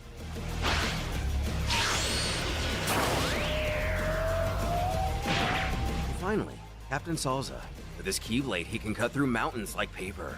He was considered the most powerful soldier in their army while on active duty, considerably passing Captain Ginyu. Saving a sass for this moment, Cooler questions his little brother if he still doubts the competence of his soldiers. It was just as dry as Cooler himself was a moment ago. He only utters, "Not bad, but they should keep moving." On making their way inside, they're greeted by even more familiar faces, though it's unconfirmed if the events of the Dead Zone movie took place. From our right to left, we have Ginger, Nikki, and Sancho. Nikki is shocked to see that this group managed to take down that monster with ease. In so many years here, they have never found a more powerful beast than he. Ginger worries that they should alert the Master. They may be the Celestial Guardians, and they were ordered to report on any sign of outsiders. The Celestial Guardians being briefly touched on in Chapter 1 of the story. But Nikki scowls he not be an idiot. It's been several decades since they were confined to this place. If they want to prove their worth, they need to face some enemies on their own. Only then will the Master recognize their power. They will become true Guardians and leave their position of mere apprentices. But who is this Master they speak of? Is it simply Garlic Jr.? And how did they end up here? The Dead Zone itself is stated to only be a void which traps its victims in a dark pocket of emptiness. Not a shortcut to the Makai realm. Come to think about it, I don't even think they ever fell into the Dead Zone. At any rate, Sancho doesn't believe there's any chance these guys are Celestial Guardians. He's gonna crush them like cockroaches. Alas, his dust-kicking up technique does nothing to the would-be invaders. He shouts at them that he doesn't know what they want, but they will not let them pass.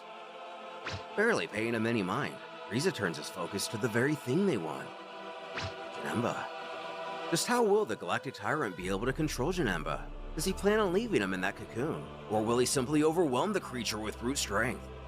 Beforehand though, the Garlic Jr.'s henchmen actually pose a threat to them. After gazing upon Janemba's cocoon, Frieza chortles, well, there's my next subordinate, taking special interest in the fact that he appears to be too dangerous to even roam free, which is good to know.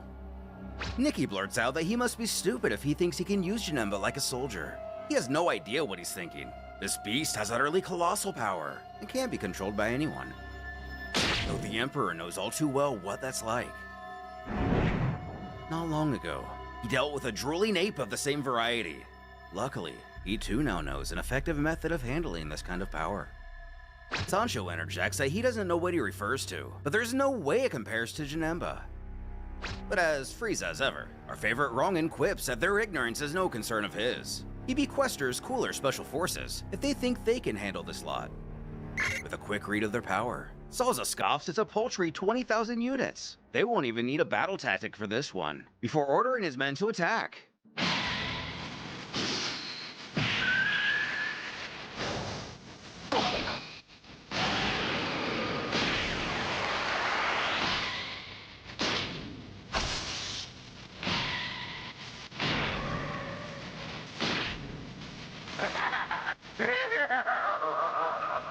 What? How is this? Huh?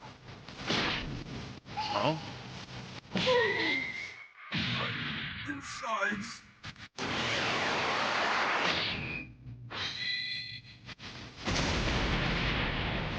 The demons turn the table on Cooler soldiers. Salza's bewildered how they're able to do such things with the power the Scouter registered.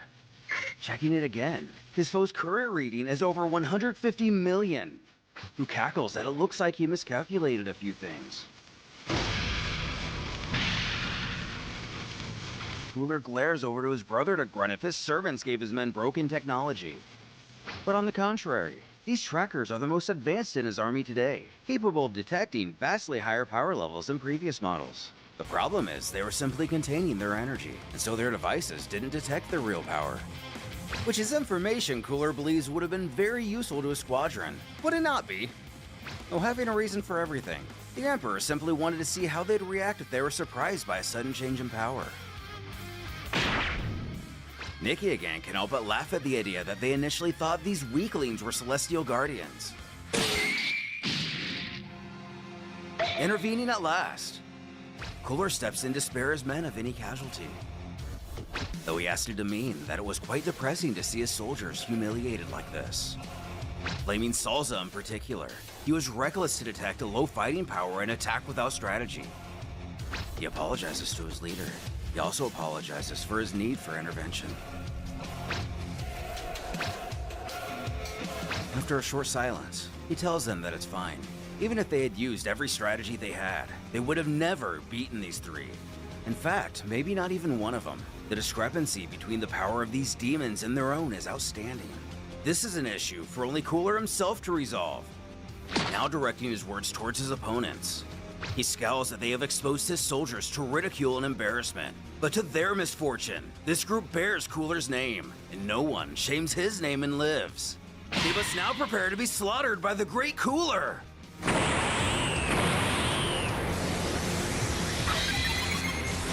Gauging the reading of his commander, his power is at 200, no, 600 billion, and it just keeps rising.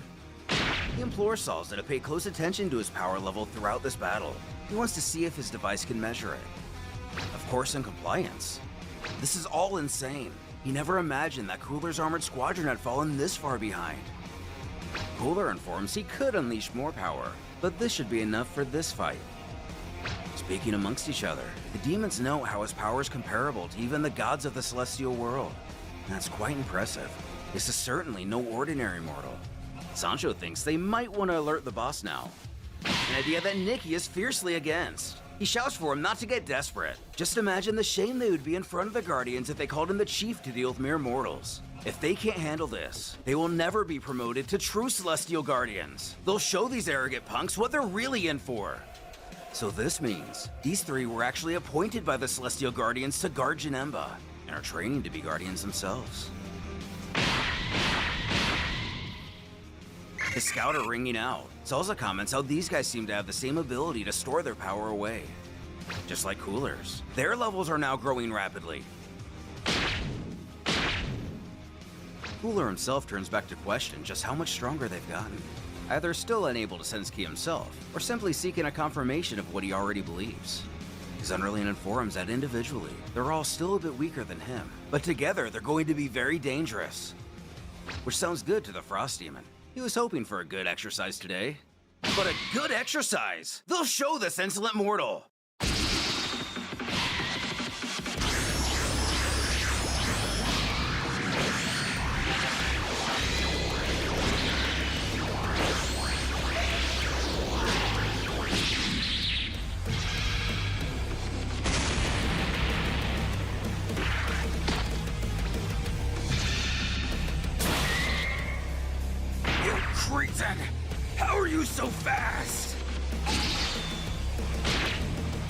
I won't let you get away! Super Demon Fist! Good Cooler! Look out!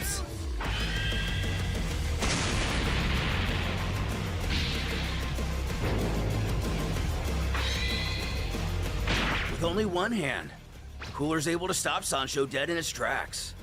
He chuckles. Super Demon Fist. He really should have chosen a more fitting name. Feeble Worm Fist would suit it a lot better.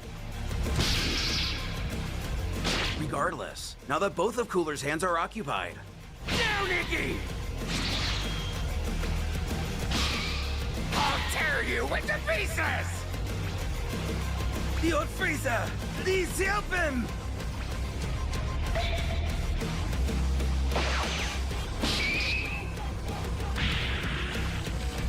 Nikki! Unfortunately for his foes, Cooler has plenty of techniques he doesn't need his arms for. He smirks that the three of them still don't understand. There's no point in struggling any further, so they'd be best to simply let him go this instant.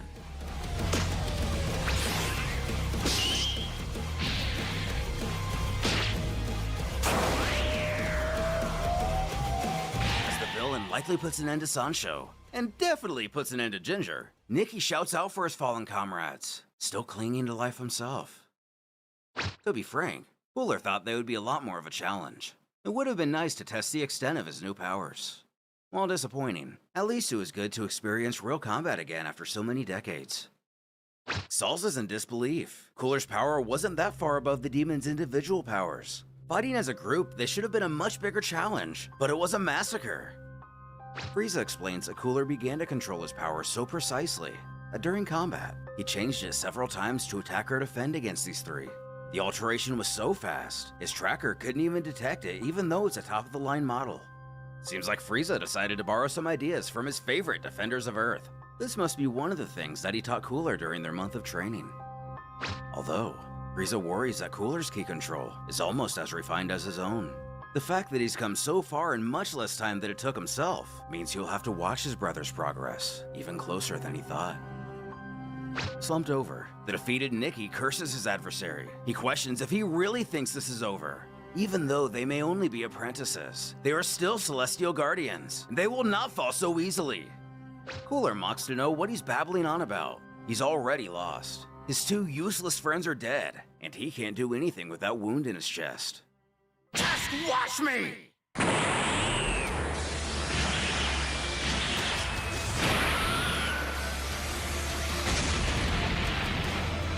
Power is skyrocketing! Android 13 and his comrades. Nikki bellows out with the absorption of Sancho and Ginger. He is now the most powerful demon in existence, demanding this filthy mortal prepare himself. Even the Frost Demons think this may be a bit of a problem.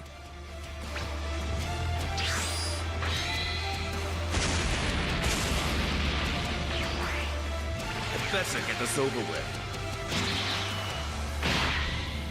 What?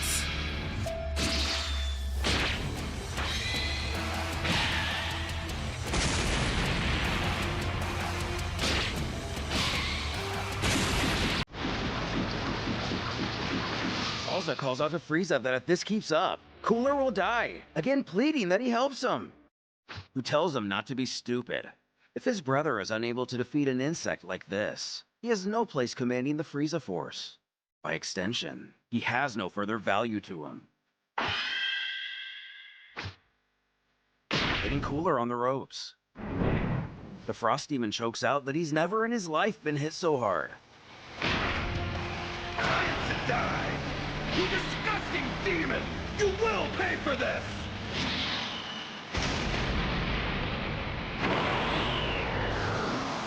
As he again begins to power up, Salsa wonders if it's possible that this is the ultimate form of his commander. Heck, he didn't even believe the rumors were true.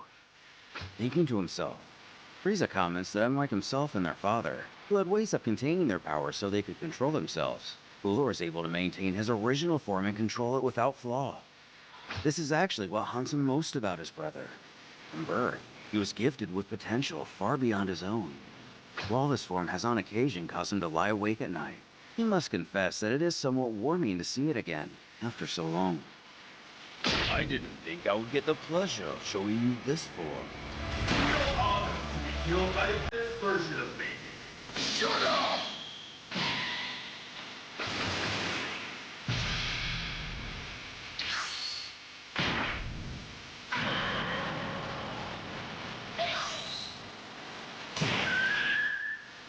Impossible!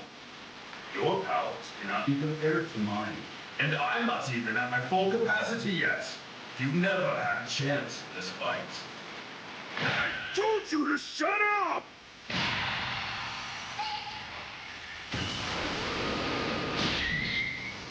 Comet! You are a very irritating foe. I'm tired of you! Cooler! Don't do it!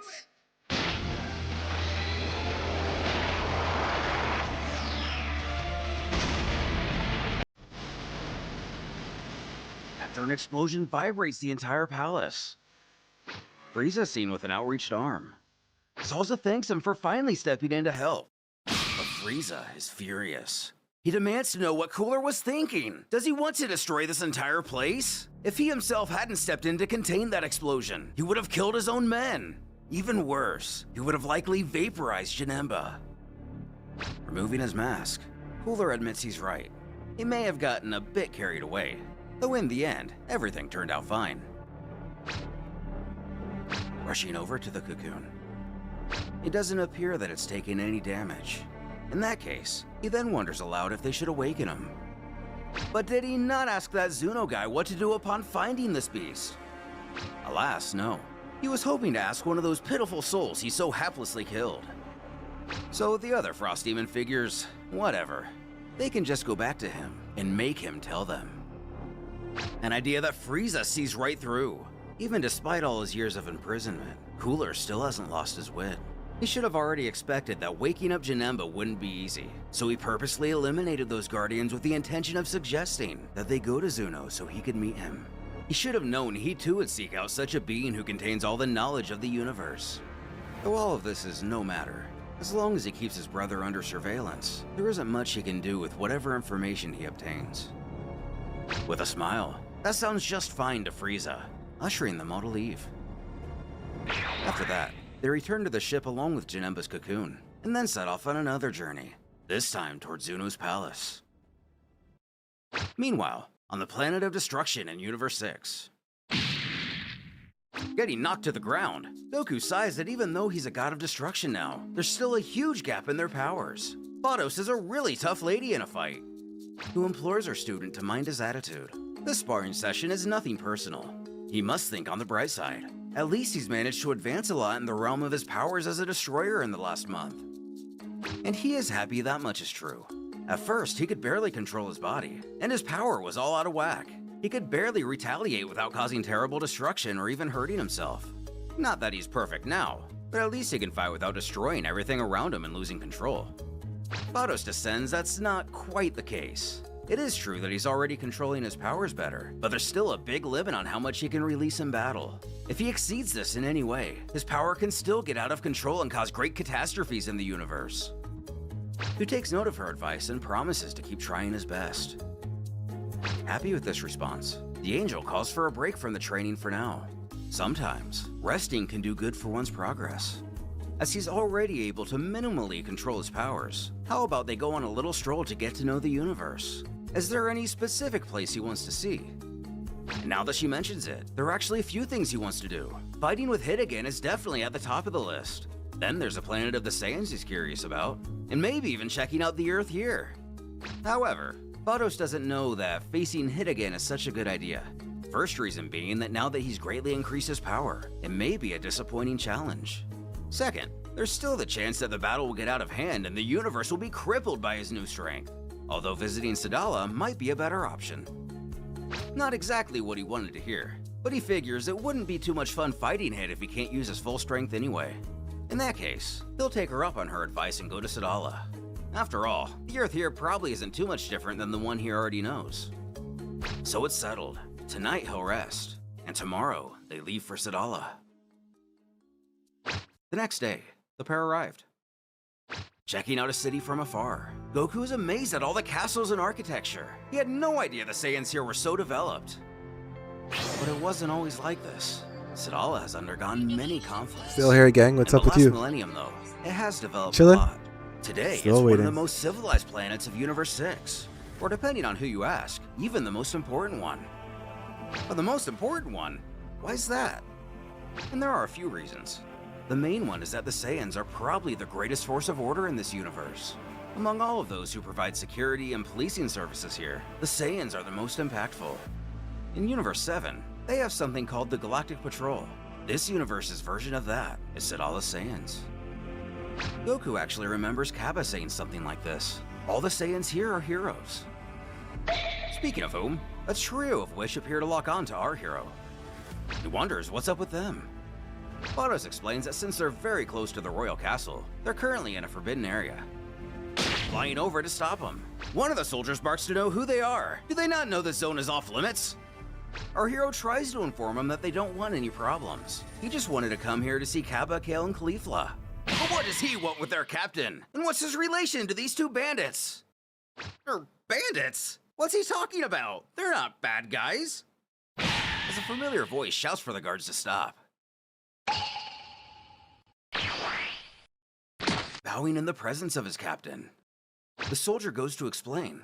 When he's interrupted by Kappa, he tells the group that these are his friends. They can all rest easy and return to their posts. He'll deal with them.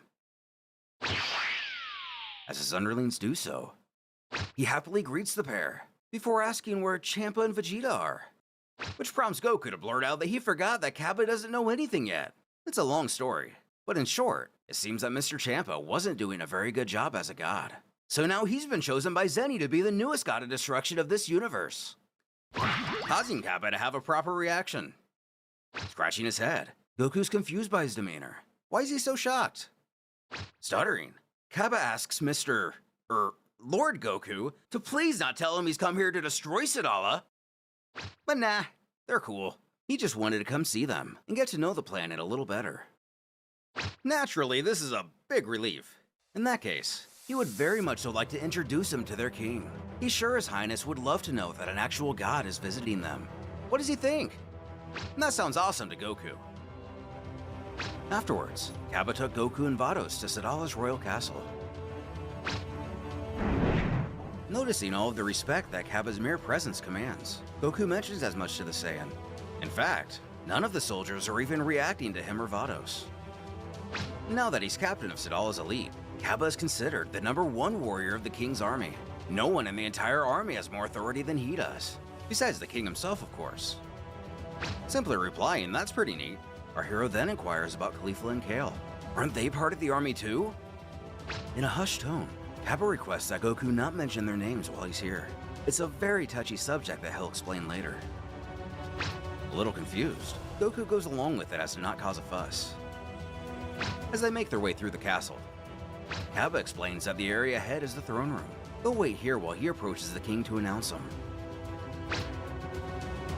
From a distance, he explains to His Majesty that there are two very important visitors that would like to meet him. Their names are Vados and Goku, the angel and god of destruction of this universe. But God of Destruction Goku, didn't he before say that the destroyer's name was Champa? Which was the case, but it appears that Lord Goku has now taken over his rule. The king doesn't contend this any further. In that case, he would very much like to see them.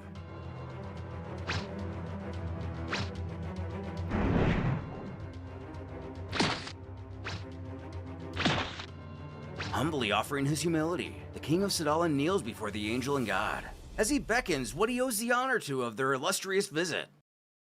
Though Goku doesn't want any of this kind of treatment, he doesn't have to go this far with his manners. He's just a Saiyan like any of them, and he's only come to visit. Vados has to roll her eyes that it's quite obvious his divine etiquette courses that he sat through have gone nowhere. And dumbfounded, this isn't the response the king was expecting. He's sorry? In any case, it's a pleasure. His name is Krista. Goku utters it's nice to meet him, offering his own name in return. When he realizes something, this guy, has Vegeta's face. But Vegeta, isn't that the guy Kappa told him about from the 7th universe? And it is. In fact, Mr. Goku here is Mr. Vegeta's greatest rival. So a Saiyan from another universe became the god of destruction of this universe. What a curious thing. Now that Goku thinks about it, it is kind of weird. With open arms, King Krista invites Lord, or rather Mr. Goku, to join them in a feast. He would love to know more about the Saiyans of Universe 7. Kappa told him a few things, but he's willing to bet that he has a lot more to inform him of. Though unfortunately, he can't. He's, kind of under punishment at the moment. But a god being punished? How?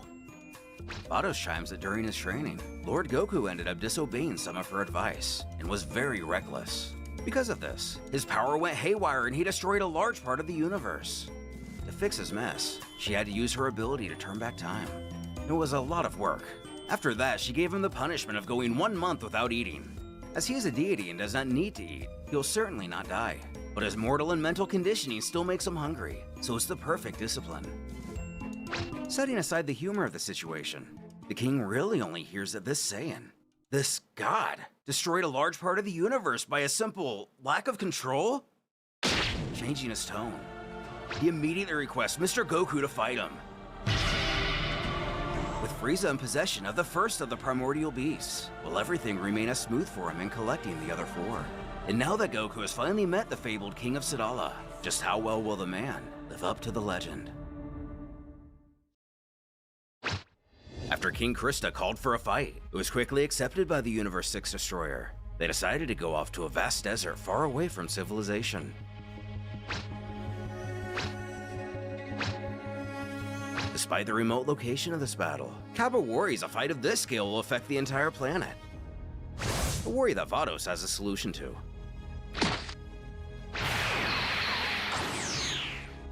Placing a barrier around the pair, this should be able to contain their power so the entire planet won't be impacted. It will also conceal their energy, as to not alert any of the inhabitants of this world. They don't want any soldiers rushing in thinking something's wrong. In short, they are now off the radar. The fighters take notice of this. Goku's happy they can do this without worries, which sounds just as great to the king. Though the question remains what Krista was thinking when deciding to challenge Goku. The angel chimes that this must be part of Saiyan nature, simply wanting to fight powerful warriors. She then questions if this King Krista is powerful. Kappa explains that he's probably the strongest Saiyan to ever exist in this universe. Many years ago, a very powerful army invaded Sadala. They were so relentless, not even their entire armies could stand up to them. It was a massacre. That absurdly powerful child stood alone between the enemy and the kingdom. He was able to rid this planet of their foe. Naturally, that child was Krista. Even Vados thinks this is pretty impressive. Krista became the great hero of Sadala, and as time passed, he got even more popular until he became king, even though he wasn't a noble, which is something that's never happened before. Since then, Sadala went from a mediocre planet sprawling with barbarians to what it is today. He's probably the best thing to ever happen to the Saiyan race. The Angel, however, has to point something out. She's already well aware that Sadala progressed over centuries, and surely Saiyans don't live so long. Kappa has a reason for this as well. Many years ago, in his desire to protect Sadala forever, he found out about the Dragon Balls and went to Namek to use them. There, he asked the dragon to make him immortal. Since then, he's been ruling and protecting this planet for about 1,000 years now. Making this whole thing all the more interesting. Here we have a Saiyan who is already immensely powerful from birth, and let him train for a millennia. He must be quite the distinguished warrior. While this may be true, since Goku's now a god of destruction, he's not sure even the king will be able to measure up to his power. He'll likely be defeated. However, this isn't the entire truth.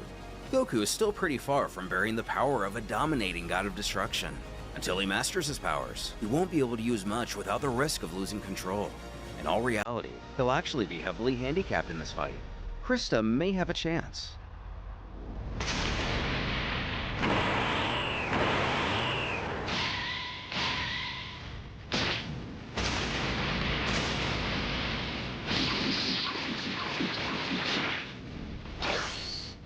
As the battle begins, Kappa can hardly keep up, and the forces behind their blows are so impressive, he can feel them vibrate through his bones.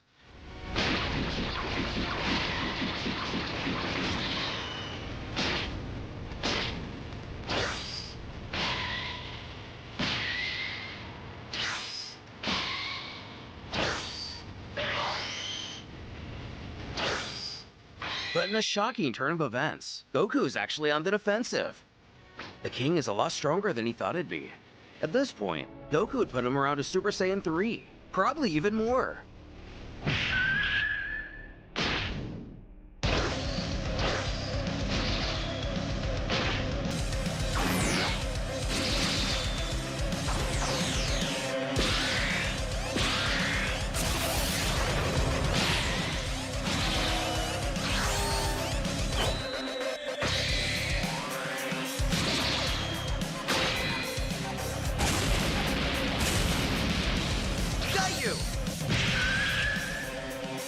Even though he was sure he teleported to his blind spot and hit his ki, Goku's bewildered how he managed to notice him.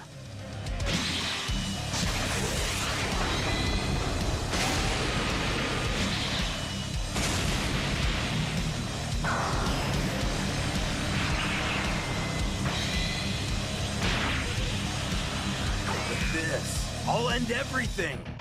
Hakai!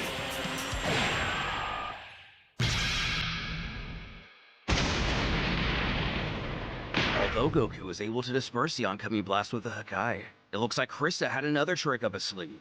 Kappa has never before seen him use so much power in a single attack. If Goku was hit by that, he must have been. Vados quells, there's no need to worry.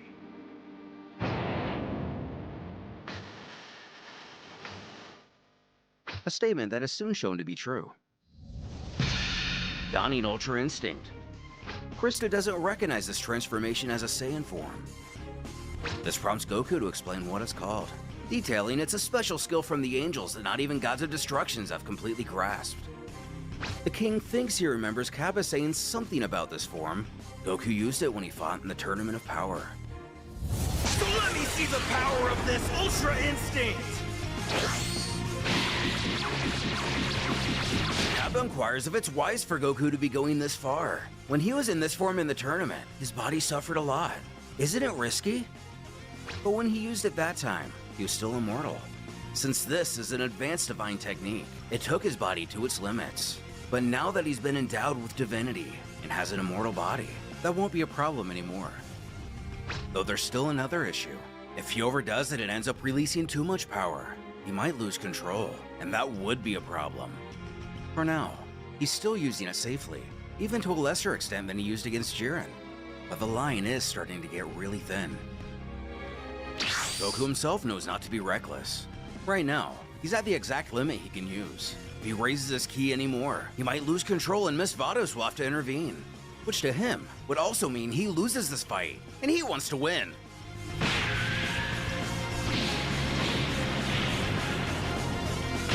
As Ultra Instinct, even a watered-down version, is eons past his base form. Krista finds himself overwhelmed by this altercation. It's not only his defense that's increased, but his attacks are incredibly more stronger too. Goku apologizes, but he has to end this now. It can't be!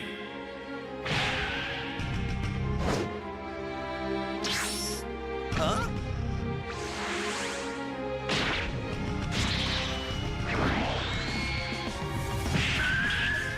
What was?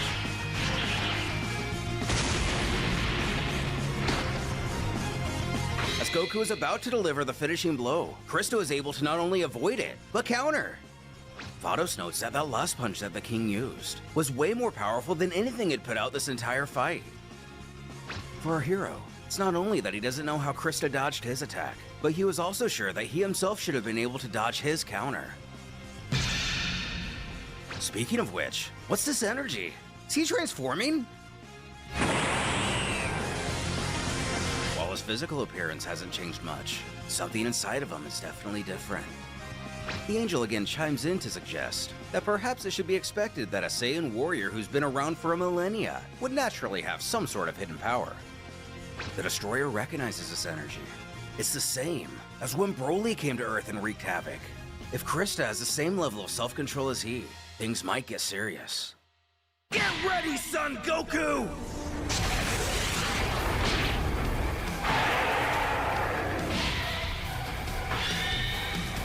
Our hero only stares on in amazement before Kappa screams that he needs to get out of there. Hanging on for dear life. This is going too far for a friendly fight. Then again, One could theorize Saiyans treat every fight the same. Wondering who won.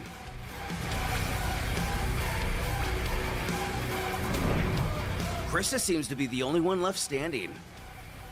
Upon looking for Goku, Vados lets out a sigh of disappointment to see that it's gotten to this point.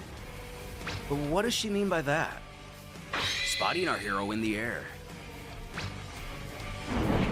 His eyes are now darkened as a sinister energy envelops him.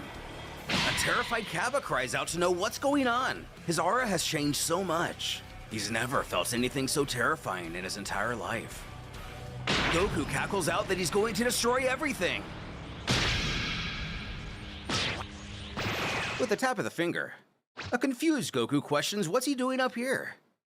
His mentor informs him that she's afraid. Right as Mr. Cristo is about to hit him, Goku raised his ki to elevate his instinct and dodge the blow, but ended up losing control momentarily, since he was already at his limit. Which means he lost? At least according to his own rules. Letting out a sigh of his own, the king seems to be happy it's over. However, the angel thinks in truth, at the level Goku was, he could have escaped Krista's attack since it was pretty obvious to evade. Goku must have seen or felt something the rest of them did not, and that made him hesitate. He then raised his power to dodge it. That's when he lost control. This Saiyan King seems to be pretty special after all. But with the fight settled, Vados offers to fix their clothing and heal their wounds. A few minutes later, the gang returned to the castle. Goku thanks Krista for the fight. It was really fun, and it's good to know there's someone this powerful in this universe. But he would like it if he didn't hide his full power next time. A bit surprised he even noticed. He knows he wasn't the only one holding back. He could tell Goku too is far from using the entirety of his strength. Unfortunately, until the Destroyer masters his new powers, he'll have to limit his energy use quite a lot, though he hopes they can fight again without these limitations one day. There is still one thing he doesn't quite understand, however. Why didn't he participate in the Tournament of Power if he's this strong? Things could have been very different for the 6th universe if he were there. The simple truth is that a long time ago, he promised he would stay on Sadala to protect it and its people. He doesn't want to ever leave this planet. Which, despite the irony given the stakes, Goku has to admire his commitment.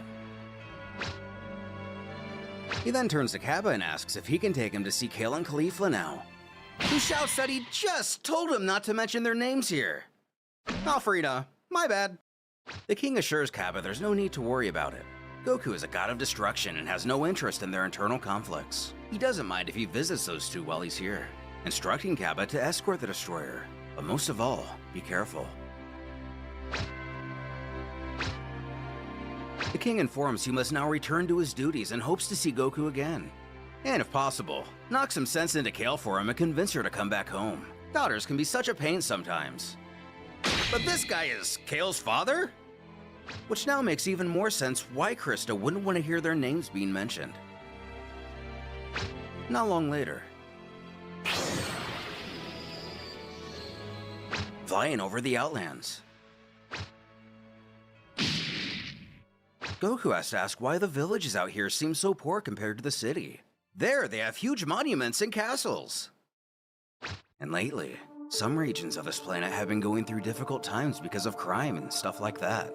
This particular area is part of rebel territory, so they've suffered a lot because of the war. This means the planet's at war? Unfortunately, it is. There's a great revolutionary force that wants to remove King Krista from power. This force is led by Caulifla. News which somehow surprises our hero. He has to understand that's why the mention of her or Kale's name is a bit taboo. Hearing either said aloud causes many in the kingdom to feel resentment.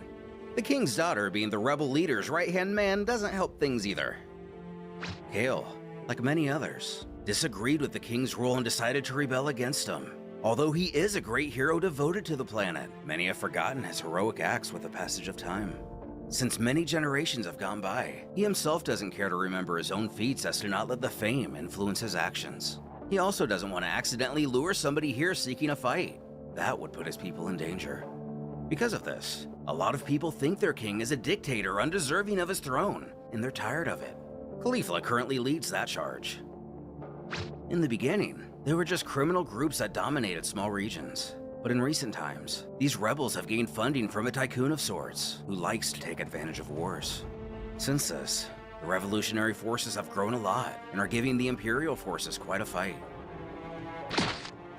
Reaching their destination, Cabba points Goku to a castle in the distance. That is the building which serves as the rebellion headquarters. Caulifla will probably be in there, but he himself has already gotten too close and is taking a big risk. If he were to approach any further, there would likely be trouble. But Goku has no issue with him and Vados taking it from here. Entering, a man alerts Caulifla that there's a man and a woman wanting to see her. With a mouthful, she mumbles out to know who they are.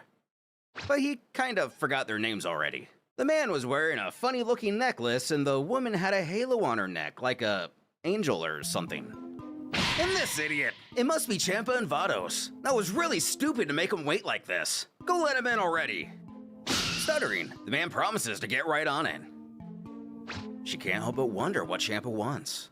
Maybe he's gonna ask them to fight again for another tournament or something. She'll have to decline though, because she already has her hands full. Or maybe they could fight, but ask for a favor in return, asking Kale what she thinks. Which sounds just fine to her. Caulifla's so smart.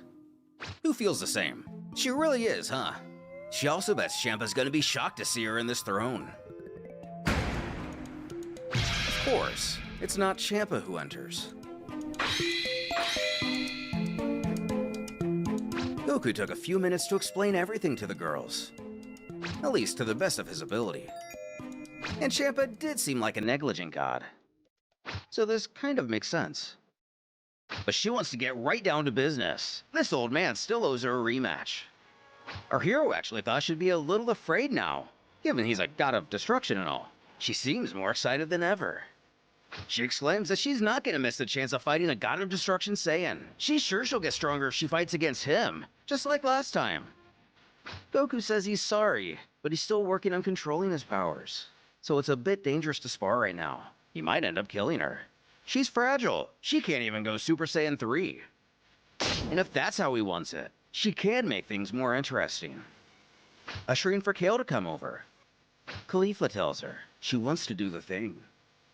But what could they be up to?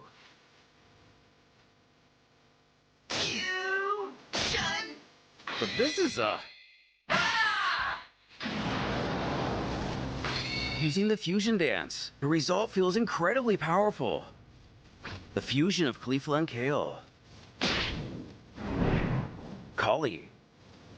But when did they learn the Metamoran dance? She explains that after the Tournament of Power, Kale and Caulifla were ecstatic with Kefla's power. They went to Kaioshin Fuwa to ask for his earrings so they can fuse whenever they wanted. Alas, he refused.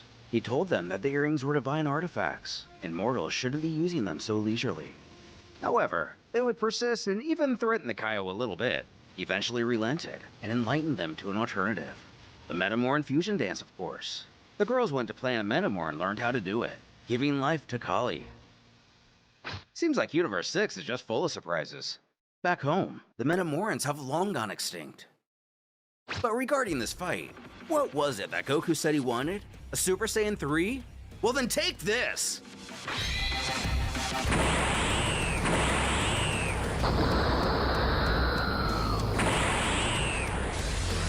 But this is no ordinary Super Saiyan 3. Her hair is green, just like in Kale's unique transformation. Their power has boosted a lot more than it should have using this form. Kali cackles at if her foe sees now. This is what awaits them. However, the king seems to take notice back in his kingdom. Though the fused warrior wants to know if Mr. God of Destruction here is ready to face the strongest fighter in this universe. And he's ready to go. This'll be awesome.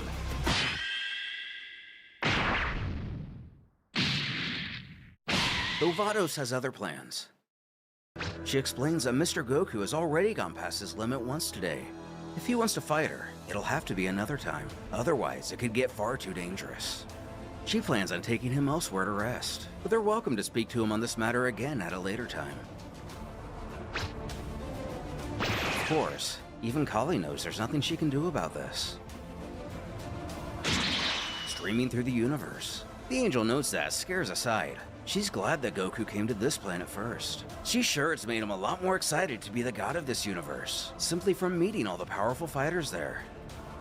Besides, he also found out how limited his control over his god powers are. He will surely train harder to get better at it. Today was a good day. As our hero continues his journey, how much longer will it take before he's able to master his destroyer powers?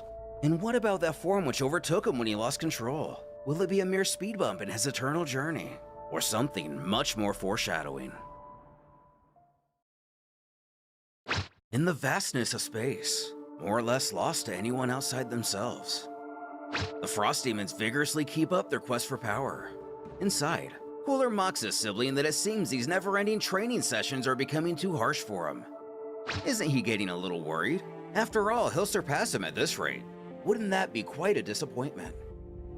But on the contrary, Frieza's getting more and more excited the further they push themselves. The limit to their abilities is presently unknown. And after all, the stronger Cooler gets, the more intense their exercises are going to become. So Frieza himself will grow stronger as well, which means those who oppose him will be mere insects in his path. That's when Berry Blue calls out to him over the PA. Displaying her image on a holo monitor, she announces to both demons that they've almost reached their next destination. This gives us our first good look at the reinforced part of the ship designed to withstand their training. While it's not very spacious, it likely has about the same capabilities as Dr. Brief's gravity chamber. Make sure you guys give the video a thumbs up, subscribe. Cooler shoots his partner a glance to beckon if he should gather his soldiers. Peace.